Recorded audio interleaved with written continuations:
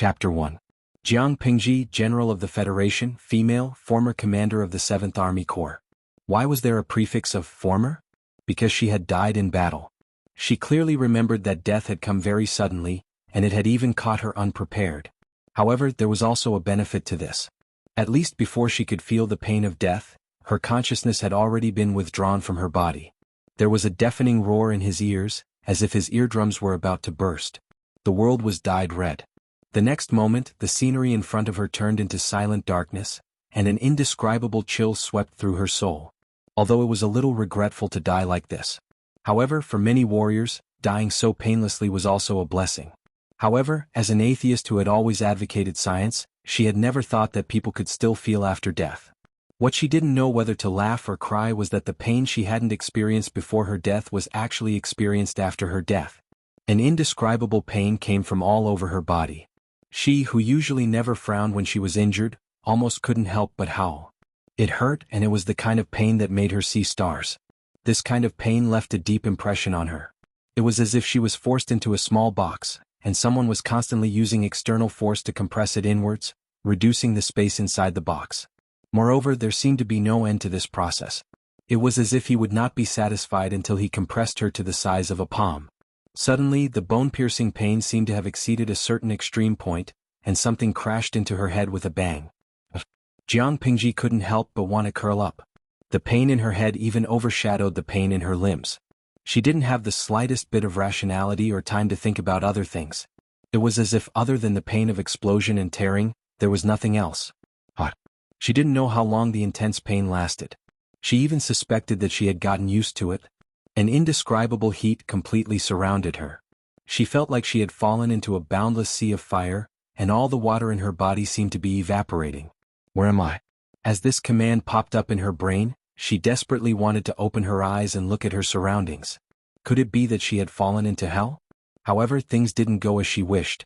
Her eyelids seemed to be filled with lead water. No matter how hard she tried, she couldn't even open a crack. In a daze, as his consciousness drifted away, he heard an indistinct electronic voice. Ding, Palace Intrigue live streaming system is checking the host again. Scanning progress is 1%. The cold and hard electronic voice was getting closer and closer to her. Jiang Pingji subconsciously wanted to perk up her ears so that she could hear the song clearly. Scanning progress 23%, 27%, 36%, 42%, 51%. What is this thing? Jiang Pingji tried hard to gather her scattered consciousness and figure out who the owner of the voice was. However, the other party didn't seem to want to pay attention to it and continued broadcasting something. Beep, host's body scan completed, binding confirmed. Binding in progress. Further verification of host identity, please wait. Verification in progress. Verification complete. Ding. A sharp voice sounded and Jiang Pingji broke out in a cold sweat. She felt as if her brain had been stuffed with a cloud of black fog. She wanted to think, but she couldn't think of anything. The strange electronic voice was still broadcasting at a steady pace. Name, Jiang Pingji. Gender, female. Age, 41. Origin, unknown, tentative. Specialties, wrestling, tentative. Analysis, tentative. Other abilities, tentative. Attributes, unknown, tentative. Jiang Pingji's consciousness became clearer when she heard her name and age. The voice in her ears didn't seem so ethereal anymore. Beginning soul fusion. Fusion rate 1%. Beep. Insufficient points. Final fusion rate 3%. System. Palace Intrigue live streaming attendant 007 is at your service. Jiang Pingji Lu Lanting. After that, the voice fell silent again. It was as if it had never been there. Before she could think further, something like a gust of wind brushed past her face, and her scattered senses gathered around her again. Vaguely, she felt as if the ground was shaking, and as time went by, the tremors grew stronger. Creak, creak, creak. She heard the sound of wood scraping against each other, followed by suppressed sobs. Someone's there? She tried to open her eyes, but the darkness in front of her slowly turned into a blur. However, it took too much energy, so she did not maintain it for long. Her eyelids closed again. Brother Lanting. Brother Lanting. Wake up. Wake up. Look at me. Jiang Pingji thought it had nothing to do with her, but she did not expect the owner of the voice to be crying and shaking her shoulders. Her drowsy mind was on the verge of exploding. She said weakly, Don't shake me. My head is dizzy. It's so uncomfortable. Perhaps it was because her voice was so soft that only she could hear it, but the person who was crying and shaking her did not stop. Finally, Jiang Pingji raised her hands to brush away the sinful hands, but her arms weighed 1,000 pounds. Even moving a finger took all her energy. In the end, she simply gave up on this action. She adjusted her breathing while enduring the noisy sobbing in her ears. She could not stop or resist, so she could only endure it. Perhaps when she got used to it, she would not feel so uncomfortable anymore. It was obvious that Jiang Pingji was not the only one who found the crying annoying. The other person even expressed his disgust. These stinky women only know how to cry. It's annoying to hear. Bah. Swallowing hard, the rough-looking man driving the cart raised his whip and lashed the horses hard. The mountain road was rugged, and the carriage was on the verge of falling apart. His curses did not stop the crying in the carriage. Instead, it became louder because of fear. Annoyed, the rough man raised his whip and whipped the curtain of the carriage a few times. The string of beads and bells rang, and the noble lady inside was frightened. Cry again and I'll whip you to death.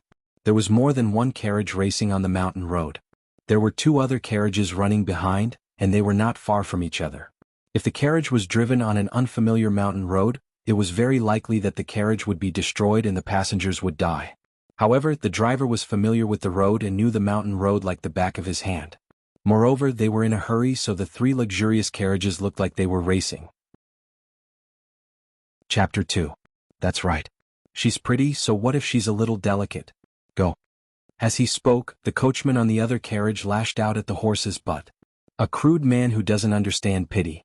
If a young lady cries a little, that's also pretty. If it was him crying, I would have slapped him twice. To put it bluntly, this was also a world that valued appearances. No matter how a good-looking beauty cried, it was still a beautiful scene that was pleasing to the eye. If it wasn't good-looking, for example, a 7-foot-tall man who pretentiously wiped his tears and sobbed, who wouldn't want to slap him in the face? Who asked you to cry blindly? First master, what you say makes sense. Wasn't there someone who said that if he could hug a woman in each arm, he would be dissolute even as a ghost? The burly man with a broadsword on his waist laughed. His voice was so loud that Jiang Pingji could hear it clearly. He said, "We brothers don't have to die and become ghosts. We can still have beauties in our arms and have fun day and night." As soon as he said this, the mountain path was instantly filled with the loud laughter of a few people. There was an indescribable pleasure, lust, and wickedness in it. This group of 7 burly men were all bandits living in the deep mountains near Hejian County. They had become bandits, robbing and committing all sorts of crimes. Someone said that a group of fairies had brought their maids and old women out for a stroll, and that there weren't many guards around them. Wasn't this because the heavens had sent a group of fairies to warm their beds because they were lonely at night? Of course, what shocked them even more was to come.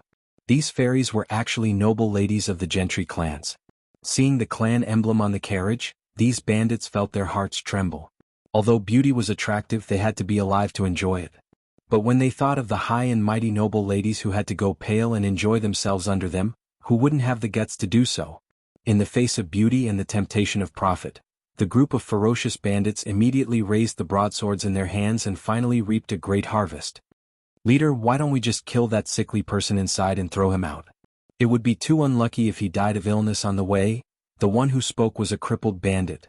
He pointed at the carriage and said, "He looks like a kid. He's much uglier than those girls." Inside the carriage sat 3 beautiful young girls dressed in silks and satins. They were all quite young, but they were all true beauties. There was also a young man in a green robe curled up in the carriage. The jade crown that bound his hair was gone, and his long black hair was scattered all over the ground. She was curled up in the carriage, unconscious from the heat. Taking a closer look, one could see that his eyes were handsome and his loose collar revealed a corner of his light yellow doo-doo. His chest was also slightly bulging. This was clearly a girl dressed as a man. The bearded first master laughed. "She's a female after all. Let's keep her. We still have our brothers in the village. How can there be enough women? In the past, we didn't even see a female mosquito. Apart from Lao Si, who else had a woman to warm the calm?" Jiang Pingji listened to the conversation outside the carriage and was shocked. "Sister Jingxian? Brother Lanting still hasn't woken up? What should we do?" Jiang Pingji could hear the girls sobbing. The voice was unfamiliar to her, but the other party's message automatically appeared in her mind. "You're already a clay Buddha crossing the river. How can you care about others?" Wei Jingxian pursed her pale lips and gripped her handkerchief tightly. Her knuckles were white and red. She snapped, "Mind your own business." Being scolded like that, the cat-like girl with red eyes lowered her head in fear. She did not dare to look Wei Jingxian in the eye. Everyone in Hejian County knew that the eldest daughter of the Wei family and the second son of the Lu family had been betrothed since they were young. However, how could the prideful Wei Jingxian maintain her composure when a childhood sweetheart turned into a childhood sweetheart who shared the same gender as her? If not for this incident, would she have to wait until the day of her wedding to find out that her husband was a girl? For Wei Jingxian, the humiliation that her fake husband brought her was probably worse than the unbridled laughter of the bandits outside. It was another unfamiliar girl's voice, but the other party's name still appeared in her mind. In a daze, Jiang Pingji thought that Wei Jingxian was her fiancé. Wait a minute. Her mind quivered and she almost jumped in fright. Fiancé? What the hell? Jiang Pingji was almost scared to death by the information that appeared in her mind. Since when did she have a fiancé? Jiang Pingji began to consciously comb through her thoughts. Finally, she found that there was a stranger's memory in her mind. The owner of the memory was a young man, or rather, a girl dressed as a man. Her name was Lu Lanting. What was going on? Why did a stranger's memory appear in her mind? At this time, before she could think of a reason, the carriage that seemed to be falling apart finally stopped shaking. Stop. Come out, you stinky bitches. Don't make me treat you. The car marks were too obvious. Hejian County might be in chaos now that so many aristocratic ladies had been lost. To put it bluntly, Hejian County might be in chaos now. The bailiffs and servants could follow the carriage marks to find them. They wanted to live longer and they could not even leave footprints. Therefore, they had to change to another mode of transportation. Boss, why don't we enjoy two of them first? Looking at the beautiful noble ladies climbing down from the carriages one by one like quails, the bandits' eyes were glued to them. One of them licked his dry lips with his saliva, looking like a perverted hungry wolf with his eyes shining. Just the thought of having sex with one of the beauties was enough to make one's blood boil. The girl he had his eyes on was so ashamed that she wanted to die. She wanted to hide herself so that no one could find her. The bandit leader stopped in his tracks and patted his subordinate with his huge palm. What are you thinking about? Go back one by one and take your time. What's the point of playing now? Who knows, your captors will be here before you can even pull up your belt. With that, the bandit leader licked the blood at the corner of his mouth with a fierce look in his eyes. He looked at the noble woman with an unfriendly gaze. Although it was easy, they had paid a price. There were more than 20 brothers who had come, but there were only 7 left. Since their boss had spoken, the bandits had no choice but to bear with it, but they could still take advantage of the situation. The crippled bandit carried the unconscious Jiang Pingji out of the carriage, cursing as he did so. No one knew that Lu Lanting, whose brain was about to explode, had quietly opened her eyes and then closed them again. System. Jiang Pingji called out in her heart, and a clean, transparent panel appeared in front of her. Name, Lu Lanting, Lu Shi Lanting, also known as Lu Lanting. Base strength, 5. Strength fusion plus 30, gender, female disguised as a man replacing the deceased brother Lu Lanting, age 41, 12, born in the 3rd year of Tianwu's flower festival birth. The second son, eldest, of the Lu family in Hejian County. Fiancé, Wei Jingxian, the second daughter of the Wei family in Hejian County. Specialty, 6 arts of rights, beginner, fighting, expert, analysis, tentative, other abilities, tentative. Attributes, charm, hidden 21, appearance, 75.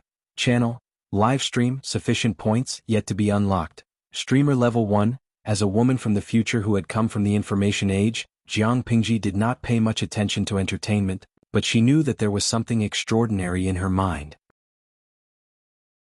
Chapter 3. Jiang Pingji closed her eyes. She had regained consciousness a long time ago, but she still couldn't control her limbs, which meant she couldn't use force to protect herself. After a brief observation of her surroundings, she decided to remain unconscious and secretly accumulate her strength. The system's voice was electronic, and it spoke haltingly. I am 007, your palace intrigue streaming attendant. Jiang Pingji raised her eyebrows discreetly.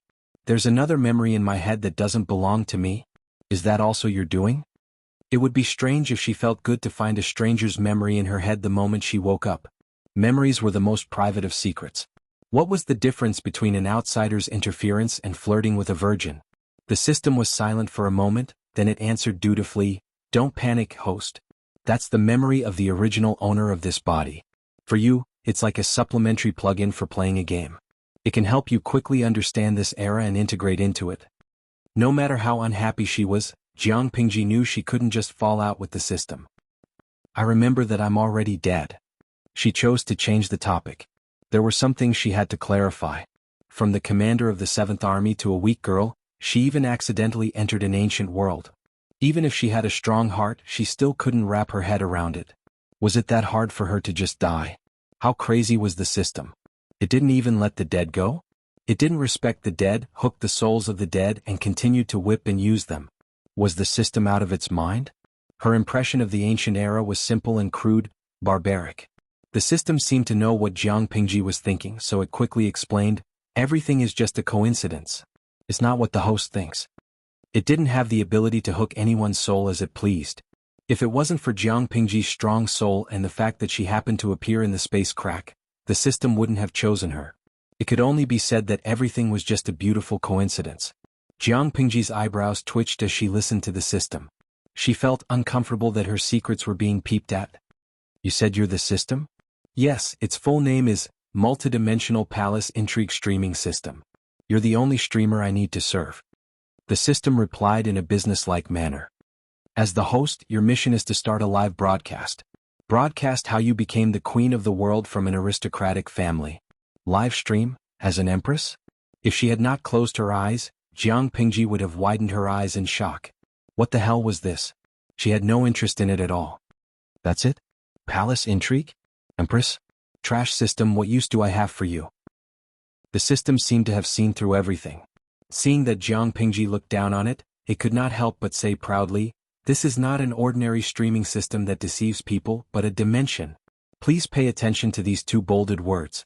This is very important. The audience watching the live stream won't be limited to a single dimension. As the host's level increases, he'll be able to unlock the right to live stream in other dimensions. For example, if the host can unlock the qualification to the cultivation dimension, if the audience there is satisfied, they can even reward you with elixirs, cultivation techniques, rare herbs, and even immortal demon beasts. Jiang Pingji thought about it. After weighing the pros and cons, she decisively chose to reject it. I'm still not interested. Damn it, if the dimension where the live stream happened to be her old nest, the animals in the 7th Army would laugh at her for the rest of her life. The system was silent. It had never met a host who was so unmoved by force or persuasion. Or rather, a person with a hole in their brain. Was the information it threw out not tempting enough? Or was there something wrong with the host's IQ, and her language comprehension ability was deficient? It was said that it was a dimensional streaming system. This was equivalent to an alternative dimensional trading system. Through the reward from the audience, the host could obtain items from another dimension. The advantage of a small investment was that if it could connect to the cultivation dimension and receive elixirs, spiritual beasts, or cultivation techniques as rewards, the host could even become a cultivator. Perhaps he could even become immortal. This was a benefit that others might not be able to get even if they begged on their knees. After listening to it, which of the previous hosts did not have their eyes lit up? There was no need for it to urge them to start a live stream. They took the initiative to apply and worked diligently every day. It was extremely worry-free. It had been smooth sailing for so long, but it was the first time the system had encountered such an uncooperative thorn. The system felt wronged. It felt bitter in its heart, but it could not express its bitterness. Why couldn't it be given a worry-free host? However, the system was bound to Jiang Pingji. It could not be separated from her in a short period of time. Therefore, even if it was unwilling, it could only rely on her now. Even if it had to coax her and call her ancestor, it had to coax her to start a live stream. After thinking about it, the system analyzed many possibilities and finally picked out a strong temptation. If the host is willing to start a live stream, I can help you get out of your current predicament. Not only that, if your streamer level reaches the top, you will even have a chance to make a wish. Jiang Pingji snorted coldly. You're not bad. You can actually pinpoint my lifeline. I'm not interested in the second one, but the first one is a little interesting. Those bandits had a lot of human lives on their hands. If that group of beautiful girls entered the bandits' lair, their fates could be foreseen. The system was choked by her. According to a normal person's thinking, wouldn't they be more concerned about the second one? That was the benefit that was linked to its own interests. If Jiang Pingji could reach the top of the streamer level, she could easily make a wish to go back in time and change history. However, that was not the point. As long as it could coax Jiang Pingji to start a live stream, the other details could be discussed later. So, the host agrees to start a live stream? Jiang Pingji urged in her heart. I agree, but there is a condition. I want to recover quickly. I need the host's help. As long as I start a live stream, even if there is only one audience, I will have spare energy to help you recover quickly. Since it was a palace intrigue live stream, the source of its power was naturally related to the live stream. In fact, in order to send Jiang Pingji to this fresh body, the system had used up all its energy. Without a live stream there would be no popularity. As a live stream system, how was it different from a salted fish? However, that was not a problem. If one had to invest now, there would be more popularity in the live stream in the future. Jiang Pingji did not trust the strange system that appeared out of nowhere. She maintained a distant attitude towards it, but the only thing that could help her now was this strange system. She took a deep breath and secretly prayed that the live stream would not lead to her hometown. That would be so embarrassing. Chapter 4. Jiang Pingji did not agree to the system's request for herself. She was used to seeing blood on the battlefield and she no longer cared about life and death. The people who were supposed to be dead were still talking nonsense with the system. To her, every word she said was worth it. She did not mind dying, but she could not bear to see those beauties being humiliated. She had the ability to do so, but she did not save them. The system said, signing the host's contract. Searching for a connected dimension. Confirmed coordinates. Live broadcast begins. The transparent panel made a buzzing sound, and the loading button in the middle spun a few times. Suddenly, a full view of the live broadcast appeared. Through the screen, she saw her body being carried by a burly man and thrown to the ground with a thud. All the captured noble ladies were locked in this musty and smelly hut. After climbing a mountain for a while, these delicate noble ladies had suffered a lot. Now they lowered their heads in silence, listening to the bandits' obscene laughter. Everyone knew that once the bandits were done with them, they would not be able to escape the fate of being defiled. Jiang Pingji waited quietly minute by minute, until a line of white words with a question mark floated across the screen. Finally, an audience member. System. She gritted her teeth. How dare they throw me? If I don't teach them a lesson, they'll think that I, Jiang Pingji, am a pushover. The system was trustworthy. After gaining some popularity, it immediately helped Jiang Pingji adapt to her new body. As for the rest, it could only say that it was powerless. To put it bluntly, there was not much the system could do. If Jiang Pingji could not save herself, the outcome would be the same. Of course, the system was very confident in Jiang Pingji not because of anything else, but because of the Force Fusion plus 30 attribute. The so-called Force Fusion was to digitize the soul's force when it was alive and integrate it into the current body. It was one of the host's advantages, winning at the starting line. It quietly glanced at Jiang Pingji's Force Fusion. It was only a pathetic 3%. But knock on the blackboard, there's an important point. The final increase in Force Fusion was 30 points. It was only 3%, but it could add 30 points to Force Fusion. The original owner of this body, Lu Lanting, only had a Force Fusion of 5. She was a real fighter. Therefore, the system could calculate Jiang Pingji's Force Fusion in her previous life. It was so high that it dared not look at it. The body's Force Fusion and Force Fusion only had 35 points, which was basically the same as an ordinary adult man in this era. If that was the case, it would seem that Jiang Pingji was in a very dangerous situation. Actually, Jiang Pingji had a high chance of winning. How could a woman with such force in her previous life not know how to fight? My dear friends, with a wealth of combat experience, wouldn't it be easy to beat up an adult man who was messy and disorganized? Although the first scene of the live broadcast was already bloody and unladylike, but, if the scene was a little more unique, perhaps it would attract more viewers? Jiang was and Force Queen, the Queen was Queen. It was quite efficient. Not long after, Jiang Pingji felt that the stiffness in her limbs had decreased by more than half. Although her flexibility was still worrying. But this was someone else's body, so she could not ask for too much. She moved a little and the results were gratifying. She couldn't help but secretly sigh in relief. To avoid trouble, the bandits tied all the noble ladies up when they got off the carriages. Even the unconscious Jiang Pingji was no exception. She opened her eyes and sat up from the ground. She frowned and moved her wrist. The bunny girl was the first to notice Jiang Pingji's actions. She could not hide her joy and tears welled up in her round eyes. Brother Lanting. Sister. You're finally awake. That's great. Jiang Pingji looked in the direction of the voice. According to Lu Lanting's memory, the girl in front of her was very close to her. Yes, I'm awake. She smiled at the girl reassuringly. She was never stingy when it came to beautiful women. However, the harmonious atmosphere was interrupted by a disharmonious voice. Wei Jingxian sat in the corner with her hands tied behind her back. She snorted coldly and said with a sharp tone, "Why did you wake up at a time like this? Even if he wakes up, he would still be a burden." If she remained unconscious, the bandits might feel disgusted and let her go for now. Maybe they would come to rescue her. Wei Jingxian pursed her lips stubbornly to hide her true emotions. But in the next second she met Jiang Pingji's gaze. She could not help but blush. But very quickly she reacted and her face turned pale again. She snorted and turned her back to the wall. Out of sight, out of mind, out of mind. Jiang Pingji saw Wei Jingxian's reaction and was intrigued. Wow, she's a proud classical beauty.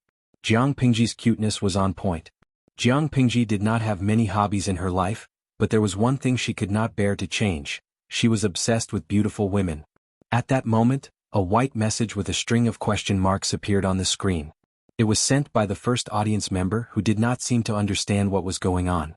Perhaps the room full of Lolas was too beautiful, so the audience member stayed.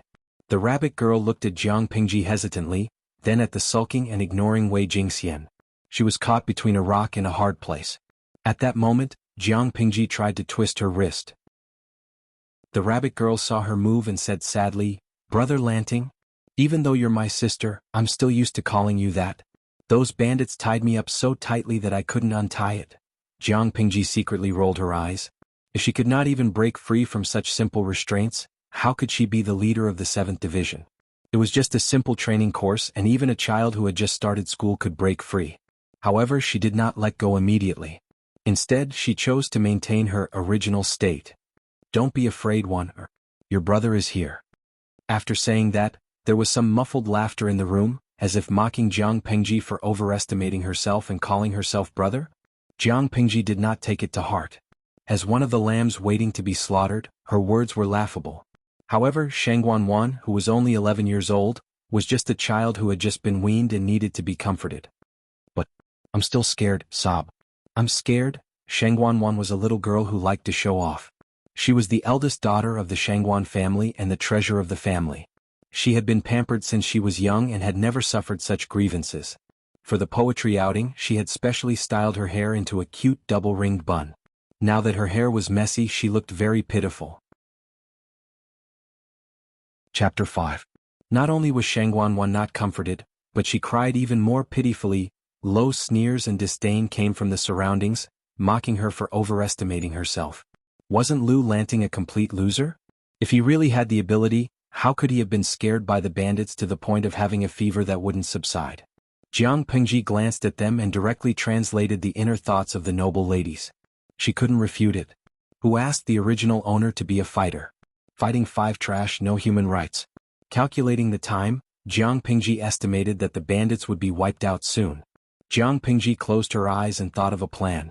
See, this is the inconvenience of not having enough strength. If she was still her old self, why would she need to use her brain? She directly kicked open the door of the small dark room and tore apart any bandit she encountered with her bare hands. Her martial arts skills were not something that could be reasoned with. The simple and dim room was filled with a depressing atmosphere. No one said a word. The one who was most confused was probably that audience member. After a while, Jiang Pingji saw that the audience could not help but post a third bullet screen. This time it was not a series of question marks. Tudu Feichio, can I ask, what is the host broadcasting? He stared blankly for a long time. Other than a few words from a group of people in ancient costumes, there was nothing else. However, the Lolas in this room were really good looking. When they grew up, they would definitely charm people to death. Jiang Pingji lowered her eyes and seemed to be thinking about something. Seeing this, the system immediately reminded her, "You don't have to speak directly. You can use your mind to transmit what you want to say." Host V. The main mission is to broadcast how to be a queen, and the current side mission is to save a room full of little Lolas. If the live broadcast fails, you may see all the little Lolas, including me, being raped by the bandits outside in real time. The system, what kind of host would be so brazen and frightening? The audience member sent another string of white ellipses. It was obvious that he was also frightened by Jiang Pingji, who was tough and violent. Tudu Feichio. I hope the host can complete the side mission. Moreover, it's currently the harmony period, so the scene of the side mission failing cannot be shown. The audience member was also extremely embarrassed, or it could be said that he did not take what Jiang Pingji said seriously. Jiang Pingji raised her eyebrows and secretly poked the system. Will it be banned if the content is too inappropriate for children? The system said proudly, this is a direct live broadcast through the channel of the plane. The means over there cannot block the host's live broadcast channel. Since it was marked as a palace struggle live broadcast system, how could it not have dark content that was not suitable for children? Thinking about it, in order to climb up the ranks, which of the women in the palace didn't do their best? Which of them did not exhaust their brains? Which one of them didn't use all their means? Which one of them was not sinister and vicious? The system's mind was filled with plots and schemes, but Jiang Pingji was thinking of another scene.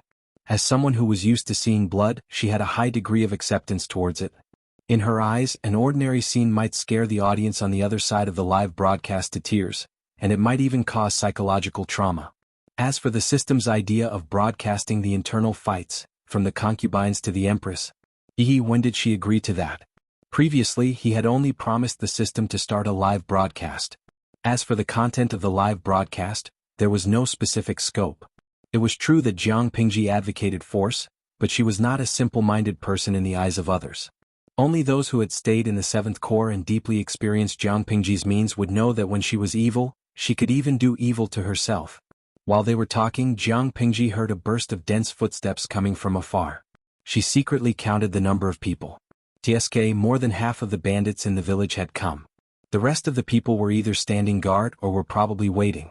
Would it be their turn to enjoy after everyone else had enjoyed them? The bandit who opened the door was naturally the head of the village, who was also the leader of the group of bandits. Ah! Everyone enjoyed themselves today. These are the most precious beauties in Hejin County. Normally, even beggars would be driven away by a single glance. The curly-bearded man laughed heartily. He casually pulled a noble lady's hair and pulled her into his embrace. The noble girl's shoulders shrank and her body trembled like a sieve. Because her hair was pulled, her scalp hurt, but she did not dare to scream, lest she would suffer more humiliation. She could only bite her lips, and her face was full of horror and humiliation. The bandit leader only cared about his own happiness. He did not notice the slight change in the eyes of the noble girl in his arms. Jiang Pingji saw all this. She looked away and saw that the 2nd and 3rd leaders of the bandits were also hugging a beauty. If she did not make a move, it was estimated that in a few minutes, these people would have a scene that was not suitable for children on the spot. Raising her eyebrows, Jiang Pingji suddenly stood up.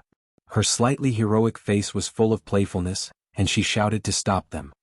Wait a minute. Her voice wasn't loud, but in the midst of the coarse male voices, this slightly heroic female voice was particularly conspicuous. What? The outstretched hand of the bandit leader paused. He looked in the direction of the voice and saw that Jiang Pingji had stood up, but her clothes were still so messy. The bandit leader could not help but scornfully tease her. Could it be that, you want to play with me on her behalf? At that moment, the girl who was being held hostage by the bandit leader had a pale face, and her eyes flashed with pain. Jiang Pingji looked the leader up and down and suddenly said something shocking. Replace? Aren't you afraid that the wind will cut your tongue? If you dare to touch the one in your arms again, don't even think about knowing which little beast killed your sweetheart. As soon as the words came out, everyone was dumbfounded. Some were bandits who did not know the truth, and others were secretly determined to seek death rather than live a life defiled by noble girls. For these noble girls, the interests of their families and their reputation were the most important, even more than their own lives. If these bandits succeeded, not only would they lose their chastity, but they would also have to give themselves to so many people.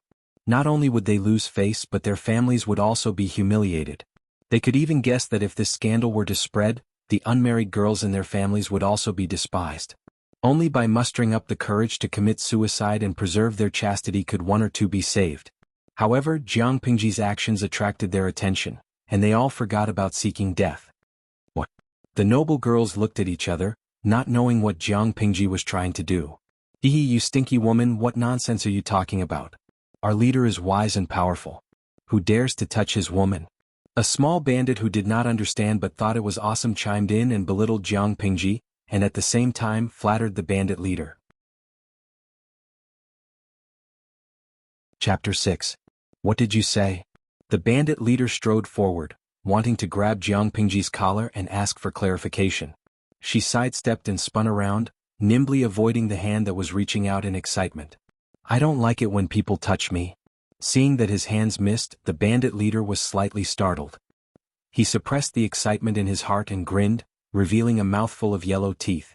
Coupled with his bearded face, he looked as ferocious as a green-faced yaksha. Who are you? What do you know? It doesn't matter who I am. You wouldn't know me anyway. All you need to know is that I know more than you know. The bandit leader's eyes flickered, and he looked at Jiang Pingji with cold, murderous intent. He even held the hilt of the sword at his waist with one hand. I know that you committed murder in a fit of rage because your sweetheart was defiled to death. In the end you were flogged and exiled to Zisang. It's just that you ran away halfway and sneaked to Hejing County to become a bandit. Am I right? The bandits in the background were dumbfounded, and the other noble ladies were even more attracted by her actions, forgetting that they were in danger for a moment. What was going on? The system? Damn, how did this guy know? How did she know all this without the help of the system? As a super system that could broadcast across dimensions, its functions were naturally not limited to those revealed. It planned to slowly reveal its abilities in the future. If Jiang Pingji wanted to know, she had to do a live broadcast obediently. She could not scold it every few days and she could not threaten it by going on strike. It was like a fruit hanging on a pole, luring the hard-working donkey to keep chasing.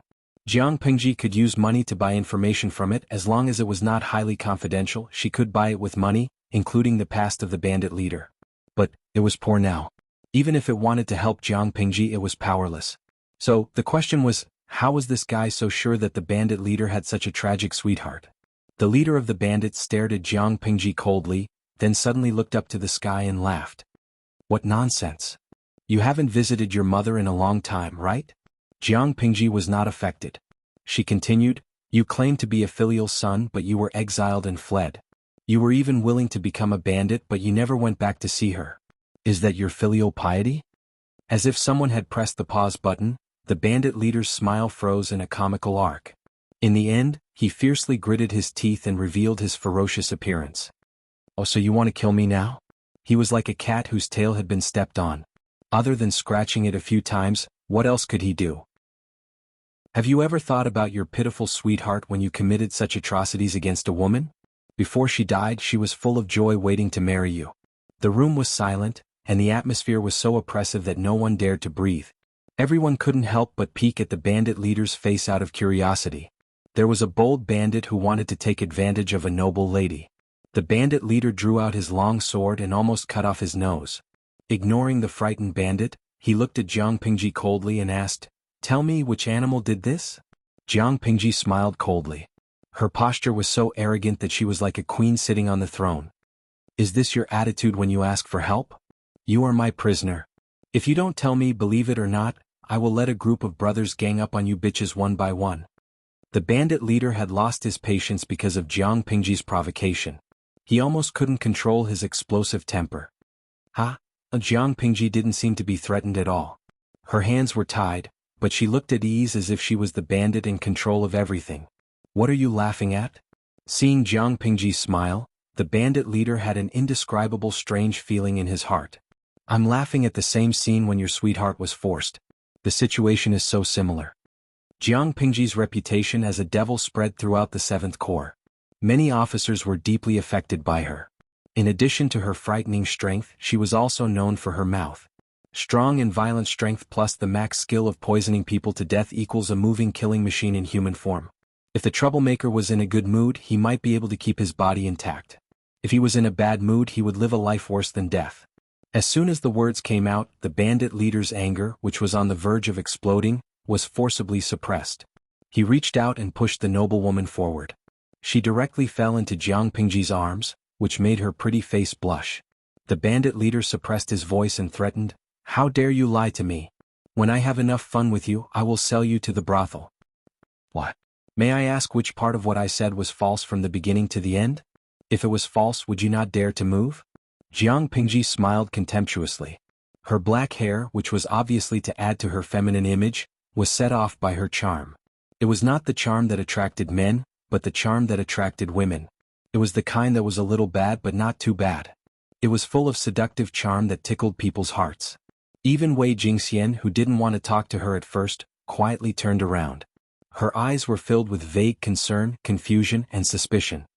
"I've done everything you wanted me to do. Then tell me which animals did this to Xian Yang. He inserted his fingers into his hair and looked as if he was in so much pain that he wanted to die. Everyone else could not help but be moved. Only Jiang Pingji sneered. Scum. She said, she died a few years ago and you even forgot her name? She's called Xinyang? The bandit leader's movement froze. His eyes were now really bloodshot. Yes, his sweetheart was not called Xinyang. His behavior just now was half true. On one hand he hoped that Jiang Pingji really knew something, but on the other hand he secretly hoped that it was just a trick. Fine. The bandit leader wiped his face with both hands and took a deep breath. As long as you tell me which animals hurt Emonyang, I can guarantee that you will walk out of here safely. No one will dare to lay a finger on you. Refuse. Your offer is too little. How can I alone be worth such important information? Jiang Pingji was not tempted at all. Then what do you want? The bandit leader hurriedly asked. His gaze swept across all the noble ladies in the room, and he suddenly came to a realization. He sneered and spat. Really greedy? He actually wants all the beauties. It's up to you. If you don't believe me, you can reject my offer. You can try and see if I'll be forced to tell you a few words. Jiang Pingji looked like a dead pig that was not afraid of boiling water. Her eyes swept across all the faces of the bandits and she snorted in disdain. In an instant, everyone had an indescribable feeling. It was as if they were virgins who had been molested and played with. The humiliation and discomfort they felt in their hearts? No, who was the one who was molested? Who was the one who suffered? For a moment, Face was still confused. Boss. Although some of them were influenced by Jiang Pingji, the rest were still very professional. They had robbed so many noble ladies in Hejin County. Would those people let them go? Chapter 7. Shut up.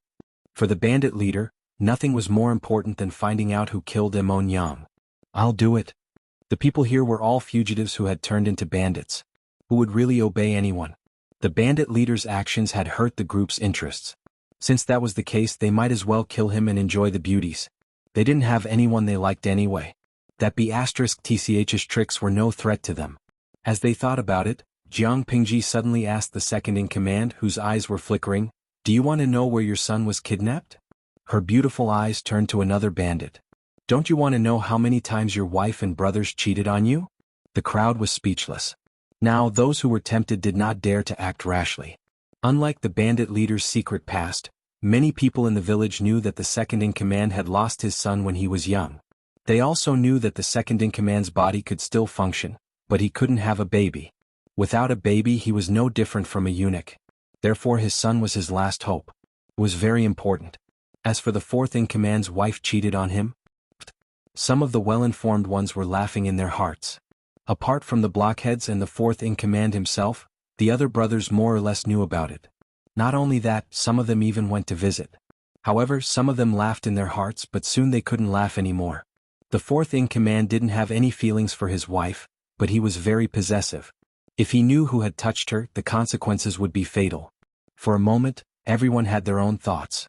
No one dared to cover Jiang Pingji's mouth. Wouldn't that be a confession? Therefore they could only sweat in secret and hope that Jiang Pingji was making a wild guess. But who could make such an accurate wild guess? The moment she opened her mouth, she stepped on the sore spot of others. That was too mysterious. If you want to know. Jiang Pingji looked around and saw everyone's reaction.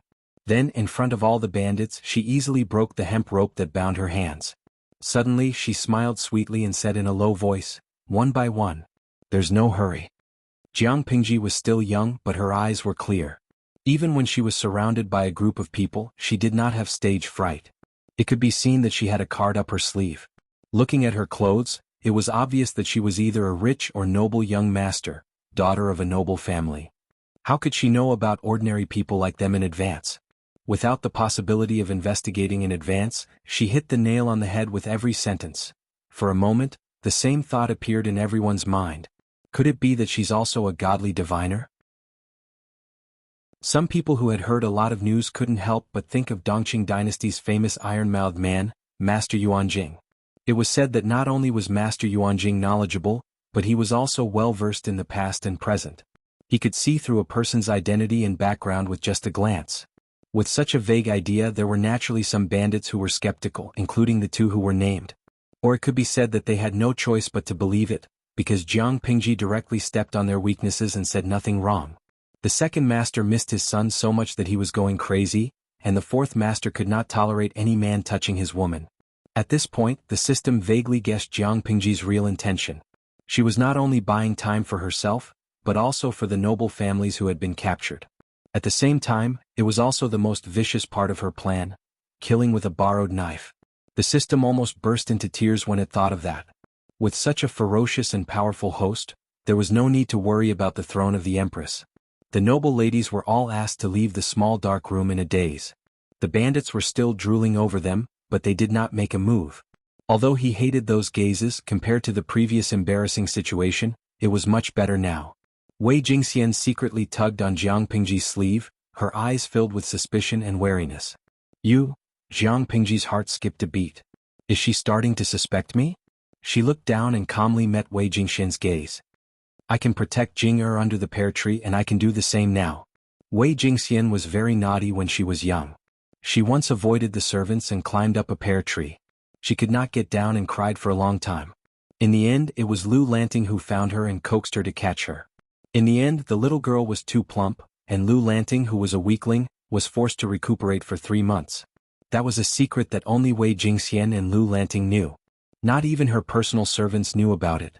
The wariness in Wei Jingxian's eyes faded, and she became more worried about Jiang Pingji. It's not as simple as climbing a pear tree. As long as it's related to Jing Er, I have to do it no matter how hard it is, Jiang Pingji said solemnly. Jiang Pingji said solemnly. She raised her hand to tuck Wei Jingxian's messy hair behind her ear and straightened her crooked hairpin. A gentleman's promise is worth the weight of the 5 mountains. This is not sweet talk. Wei Jingxian blushed at the thoughtful gesture, but she felt terrible when she thought of Jiang Pingji's gender. Her feelings for Lu Lanting were not romantic, but they were still yearning for love. Lu Lanting was her fiancé, and the elders of both families thought highly of him. Wei Jingxian did not reject him. If they could get married, they would at least treat each other with respect. But now, everything was ruined. The image in her mind was a mockery of her. Now, how can you still be considered a gentleman? Jiang Pingji noticed that Wei Jingxian did not mean what she said. She smiled and said, If Jing Er says yes, then I am. If Jing Er says no, then I am not. Wei Jingxian was embarrassed by his words. She could no longer maintain her cold and aloof expression. Could it be that after her identity was exposed she was too lazy to keep up her facade? Don't worry. Jiang Pingji raised her hand to stop her. Her eyes were full of confidence. Jing Er, don't you trust me? Wei Jingxian was speechless. If Lu Lanting had not been frightened by the bandit's knife, she would have trusted Jiang Pingji a little. The bandit's stronghold was simple and shabby. There were only a few thatched huts of different sizes scattered around. If it weren't for the fact that the bandits were all tall, strong, ferocious, and had the air of bandits all over their faces that said, I'm not a good guy, one would have thought that this was a small ordinary village hidden deep in the mountains. Jiang Pingji had the bandits' weakness. The first master, the second master, and the fourth master were all under her control. The other bandits did not dare to act rashly. Occasionally they would sneak a peek at the noblewomen, but at the same time, they avoided Jiang Pingji's line of sight. After leaving the small, shabby hut, the bandits led them to a small hall with a simple signboard. I'll talk to you in private. Can we move to the back hall? Jiang Pingji stared at them with a faint smile. Some of you have a guilty conscience. If I say it in front of everyone, I'm afraid you'll jump up in anger and kill me. I don't mind blood. You guys are also rough men who are used to seeing the wind and waves. But who told you to have such a beautiful woman here? If you scare them, it'll be a sin. Jiang Pingji's gaze swept over the noblewomen one by one. Her gaze lingered on Wei Jingxian for a second. The girls were embarrassed, but none of them dared to make a sound. If someone else had said those words, they would have been ashamed to death. But Lu Lanting, she wasn't a man with a handle. If she overreacted, would she not look like a spoiled brat? Wei Jingxian could not help but blush, but she quickly regained her composure. Chapter 8. Let's talk in the back hall alone? You have guts. I admire you. Please. The bandit leader seemed to have read some books. Although his behavior was also vulgar compared to the bandits around him, he looked more scholarly and refined. While Jiang Pingji was sizing up the bandit leader, he was sizing her up as well. Looking at Jiang Pingji, then looking at the noble ladies who couldn't help but hide behind her, there was an indescribable strange feeling in their hearts. It seemed that everyone in the house, including this woman with a temper, were women. Why were they so manly? Lanting. Wei Jingxian's heart raced when she saw that Jiang Pingji was really going to talk to the bandit leader alone. Although they had fallen into the bandits' lair and lost their reputation, they had not been harmed in any way. If they could be saved, their reputation would be tarnished. But if Jiang Pingji was alone with a bandit, it would be hard to explain. Don't worry. Wait for me. Jiang Pingji blinked her right eye. Her mischievous look made people's hearts skip a beat. The back hall was even simpler than the front hall. Jiang Pingji sat down on the main seat, crossed her long legs and tilted her body. It was not an exaggeration to say that she was unrestrained and unrestrained. In the front, without Jiang Pingji's presence, the girls' days felt like years and they were anxious. I don't feel safe leaving a bunch of girls in a wolf pack. Let's get straight to the point. I have to go back. Jiang Pingji said she was in a hurry, but it was hard to tell from her posture. I don't trust those scums out there. The bandit leader stood to the side, his eyes anxious. Emonyang was a thorn in his heart that he could not bear to pull out. Every day and night he wanted to know who killed Emonyang. Jiang Pingji gave him hope and he did not want to wait any longer. The murderer is right beside you. You just don't know it. Jiang Pingji had a teapot by her hand, but there was a black stain on the rim of the teacup. She glanced at it and was not thirsty at all. The leader of the bandits was not completely brainless. Hearing Jiang Pingji's words, he became suspicious again. He felt that she was using someone else to do her dirty work. Being a bandit leader meant that he had some skills. However, he had met Jiang Pingji, so he was destined to die. She was the most venomous person in the 7th Division. She was a demon who could spill all the secrets they tried to hide with just one word. The thing that the officers under her were most afraid of was meeting her gaze. They always had the illusion that they were walking around naked. I know you have doubts. You think that I'm tricking you into killing each other? Diske, I'm only speaking my mind. It's up to you whether you believe me or not. Jiang Pingji snorted in her heart. This body was too weak for her. She could definitely escape by herself, but those noble ladies might be mistakenly killed by the furious bandits. For a perfectionist like her who had obsessive-compulsive disorder, this was simply intolerable. The murderer is from your hometown, the one with a lame foot and a slightly bent back. While you were out hunting, he took the opportunity to force himself on Emonyang and threatened her not to say a word. Emonyang was deeply in love with you. She felt so guilty that she killed herself in the end. The bandit leader's doubts disappeared when he heard that. He could not believe it anymore. Jiang Pingji was not the only one who didn't know that he and the lame man were from the same hometown. They would at most nod at each other and occasionally take care of each other, but they kept their distance. They did not tell anyone about their relationship. How could he not believe Jiang Pingji when she pointed it out? If you don't believe me, you can take off his clothes and see if there are any wounds on his back from when Emonyang was raped. Emonyang is a chaste woman. She would rather die than submit to them. She fought them with all her might, but she's just a weak first-level girl. As soon as he finished speaking, the bandit leader walked out with his sword in hand. Not long after, the terrified screams of the noble ladies could be heard.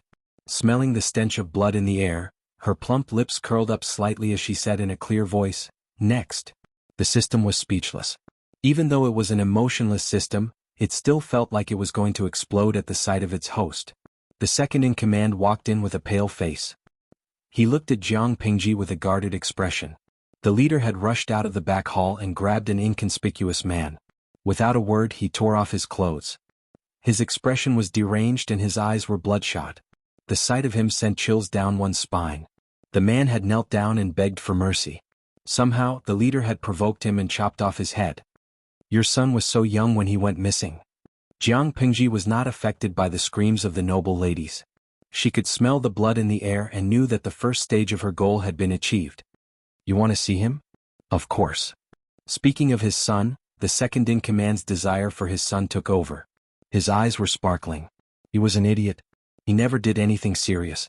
He always stirred up trouble because he was strong. When he was rich, he enjoyed himself. He slept in brothels and had sex with prostitutes. When he had no money, he went looking for his parents. When he was old, he married an unlucky man in the village who had lost his mother.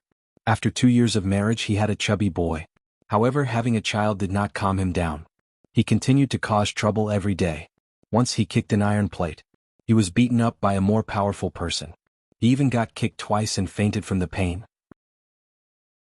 Later he recovered. The job could still be used, but the doctor said he would not be able to have a child. He immediately thought of his only son when he could not have a child. He kept a close eye on him every day, fearing that something would happen to him. If this child died, wouldn't he be without descendants for the rest of his life? No one would offer incense to him after he died. Without a filial son, what was there to look forward to? However, what he feared came true. His son disappeared when he was 4 years old. He could not be found. His wife cried so much that she was blind. Your son. TSK. Everything bodes ill. Jiang Pingji shook her head and sighed. It is the people who suffer from natural and man-made disasters. That year there was no harvest. You and your wife took good care of your son. You had good intentions, but it was easy to get into trouble. Before he finished speaking, he suddenly thought of something. His eyes turned red and he fell to the ground as if all the energy in his body had been sucked out. During the year of the drought, everyone could not afford to eat. They could only eat wild grass and tree bark, but some people would catch other people's children to fill their stomachs. He was young and strong. He could barely feed his family. Sometimes he was so greedy that he would touch other people's children. Thinking of this, the second leader knelt on the ground helplessly and crazily, crying and praying. With tears streaming down his face, he begged, "Living immortal, please tell me which black-hearted person actually treats my son like this. He is my lifeline." Jiang Pingji lowered her eyes and said calmly, "Since you are begging me, I have to tell you. The person who ate your son is from the same village as you. He is also a greedy person like you. I don't know more than that. You can find out for yourself." The system poked Jiang Pingji. "Didn't you plan to let them kill each other? Why didn't she tell them who the murderer was? She just said it was someone from the same village. What if they really went to the village to look for him?" "Stupid." Jiang Pingji secretly curled her lips and chuckled. "I'm not a god. How would I know who is from the same village?" System, yen%, yen hashtag yen hashtag. Chapter 9. We provide you with wonderful novels to read. Jiang Pingji licked her dry lips. However, he is from Hejin County, and some of the bandits outside are also from Hejin County. If he is lucky, he will meet someone from the same village. Birds of a feather flock together. The traffic in this world is so troublesome. Even if he becomes a bandit, most of the bandits he meets are from the same village or nearby villages. The possibility is very high. Do you believe it? She was just misleading the head two into thinking that the murderer was a gangster from the same village and believing what she said. When the head two went to ask for evidence, the two sides would have a conflict. They were a group of hot-tempered and brainless people. Wouldn't it become a scuffle? From the beginning to the end, she did not say that the murderer was from the village. Even if they killed each other, what did it have to do with her? By the way, don't go. Jiang Pingji stood up and stopped the head two from going to ask for evidence. I don't feel at ease leaving those beautiful girls outside. I won't talk to the head four alone. Help me talk to him. After that, Jiang Pingji talked about a bunch of bandits. Of course, she did not mention their names, but their physical characteristics, which were very easy to remember. Finally, head two, I will add you. Jiang Pingji smiled, and the head two suddenly shivered. As for whether you want to tell the truth or not, I won't interfere. She used this attitude to show that she did not cause them to kill each other. She just told the truth. Otherwise, she could directly call the head four in and tell him all the bandits who touched his wife. The whole village would be in chaos. In addition, she had another purpose, to deepen the head two's trust in her words. He was secretly glad that he did not hear Jiang Pingji say that he had an affair with the head four's wife. His face darkened when he was called out. Could it be that the girl in front of him was watching them when they were working with the head four's wife? Everything was ready except for one thing. When the time was right, they could prepare to close the net. Jiang Pingji walked out of the back hall, and Wei Jingxian and Shangguan hurried to greet her. They found that she looked the same as before she entered the back hall, and her expression was normal. I'm fine. Those guys are probably going to settle the score now. They won't be able to care about us for now. The bandits in the hall had already left, probably to settle the score. However, there were still a few bandits standing guard at the door. That thief said he would keep his promise and let us go. Shangguan hugged Jiang Pingji, feeling wronged. She looked disappointed. Now he has sent so many people to guard the door. He's obviously trying to break his promise. Brother Lanting, what should we do now? Knowing that Lu Lanting was not a brother but a sister, she felt that it was okay to be close. In the past, she had liked Lu Lanting and hoped to have a gentle brother who would protect her. He was not like the brothers in the family who seemed harmonious on the surface but were secretly mean. Shangguan had a good impression of Lu Lanting. However, at that time, Lu Lanting was engaged to Wei Jingxian, so she treated other noble ladies with disdain, which made her depressed for a long time. Although Shang Guanwan was young, she was very clever and cunning. Lu Lanting was engaged to Wei Jingxian. Even if she treated Lu Lanting as a brother, others would still be jealous of her. Now that the brother had become the sister, she could act coquettishly. Could it be that those talkative maidservants would also make irresponsible remarks when they saw two beautiful girls hugging each other? Shang Guanwan was favored in the family not only because she was the only daughter of the first wife, but also because she liked to act coquettishly in front of the elders. She was different from the other noble ladies who behaved like yes-men. He was like a happy person, always able to coax the elders until their faces were glowing and they were smiling non-stop. Wei Jingxian's eyes widened when she saw Shang Guanwan like that. She was about to say that it was inappropriate for men and women to touch each other, not to mention that Lu Lanting was engaged. However, when she saw the doting smile on Jiang Pingji's face, she swallowed her words. Her chest hurt. Lu Lanting was a woman. A woman. A woman. I didn't expect them to keep their promise. Why do you think these vicious bandits are gentlemanly? Jiang Pingji imitated Lu Lanting's usual tone and slowly added her own. They're just stalling for time. But? Shang Guanwan's eyes widened. She covered her mouth with both hands, afraid that the bandits outside would overhear her. She lowered her voice and said anxiously, But, if they don't give up, we'll still be in danger. Jiang Pingji raised her hand and gently pinched the little girl's cheeks. Who said so? Brother Lanting will take you away soon. Shang Guanwan's chubby cheeks were full of collagen. It felt so good to the touch. Jiang Pingji took the jade hairpin from her hair. Let me borrow your hairpin. Shang Guanwan blushed and hid behind Wei Jingxian coquettishly. Brother Lanting, now that you've lost your cover, you've finally shown your foxtail. Jiang Pingji was amused. She crossed her arms in front of her chest and licked the back of her molars. Her smile was full of evil charm and a little naughty. Since you're teasing me, I won't take you away. But I'll take Jinger with me. Wei Jingxian, who was ridiculed for no reason, was embarrassed and annoyed, but Jiang Pingji was indifferent. In the end, Jiang Pingji could only glare at her to warn her not to talk nonsense. To an outsider, Jiang Pingji looked shy.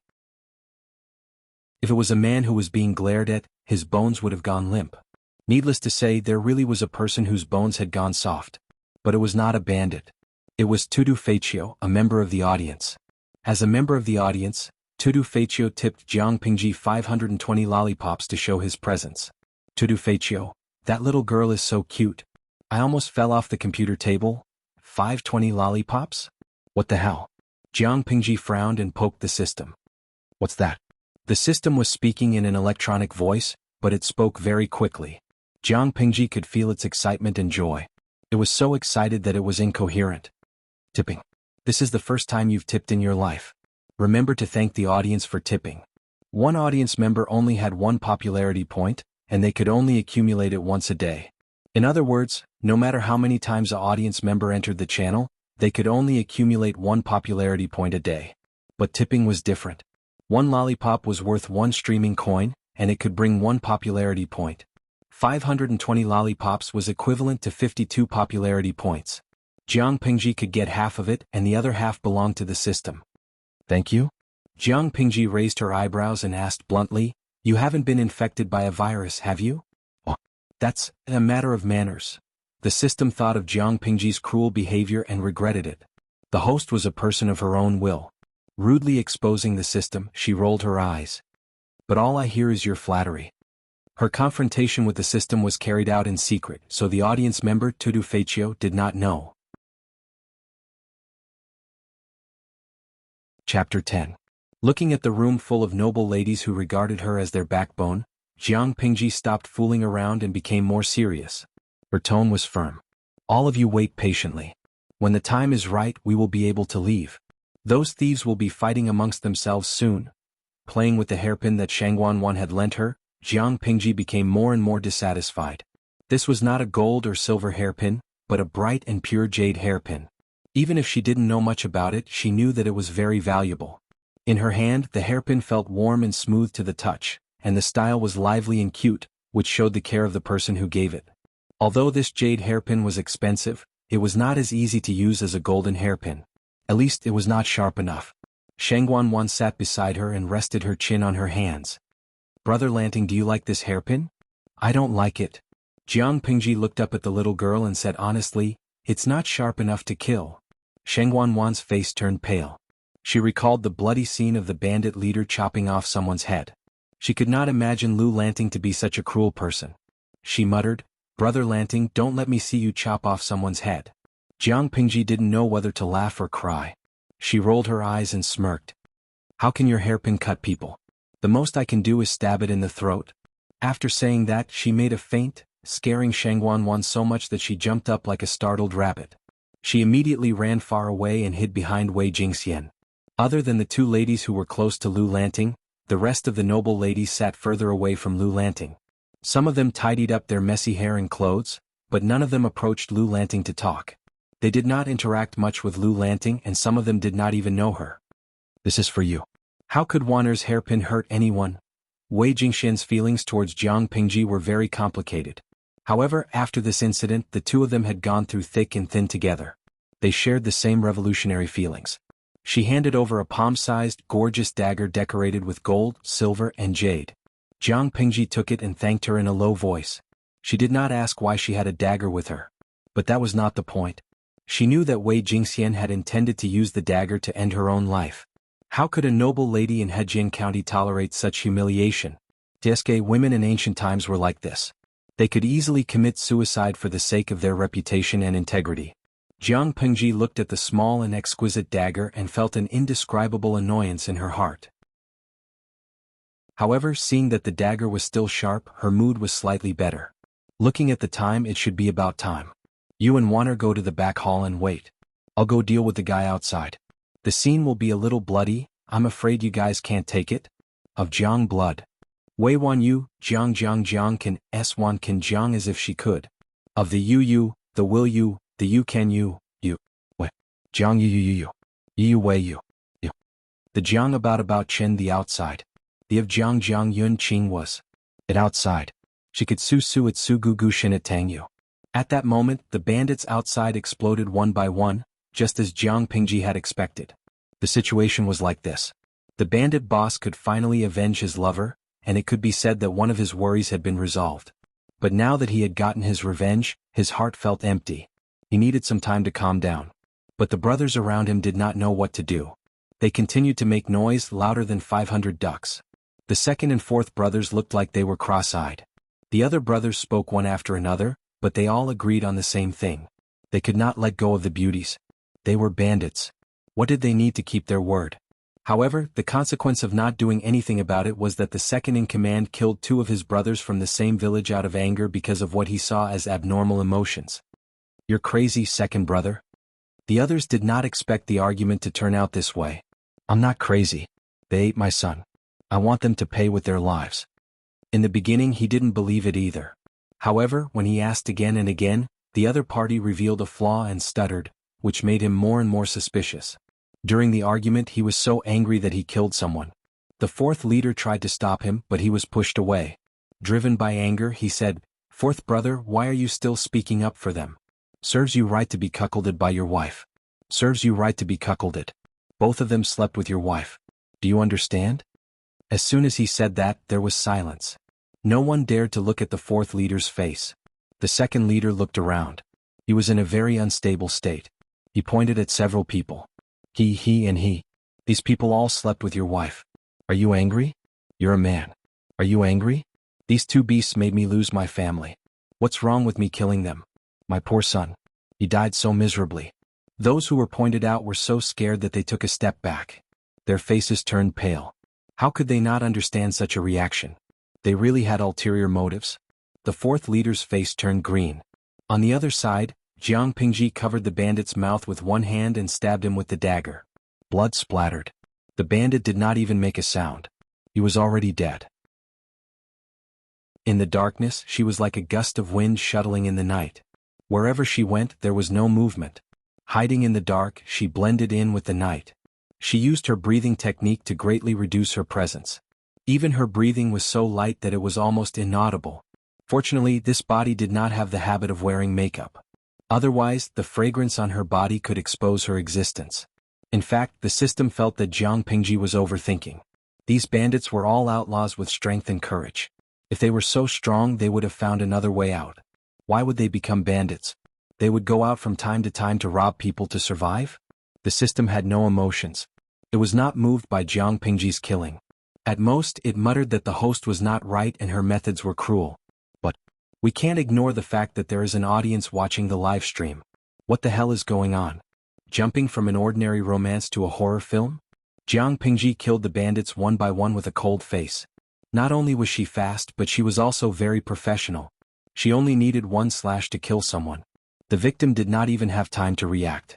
By the time they realized that someone was behind them, Jiang Pingji had swiftly taken their lives. Tudu Feichio's teeth were chattering. His eyes were glued to the livestream screen. He felt like he was soaking in ice water. His hair stood on end and his back broke out in a cold sweat. It was as if someone would touch his neck and cut his head off in the next second. Oh my God. How could such a restricted and disturbing livestream be broadcasted? He was going to call the police. Chapter 11. Jiang Pingji did not have the self-awareness of the livestream at all. Especially after the system's flattery just now, she felt even more sick of it. To her, the so-called live broadcast was nothing more than the system's wishful thinking. In reality, she still had the initiative. The live broadcast was just like that. If there were people who came, they would watch. If there were no people, they would just leave it on. She was used to being the commander of the 7th Division. Now she had to go against her will and ask someone for a reward? What system?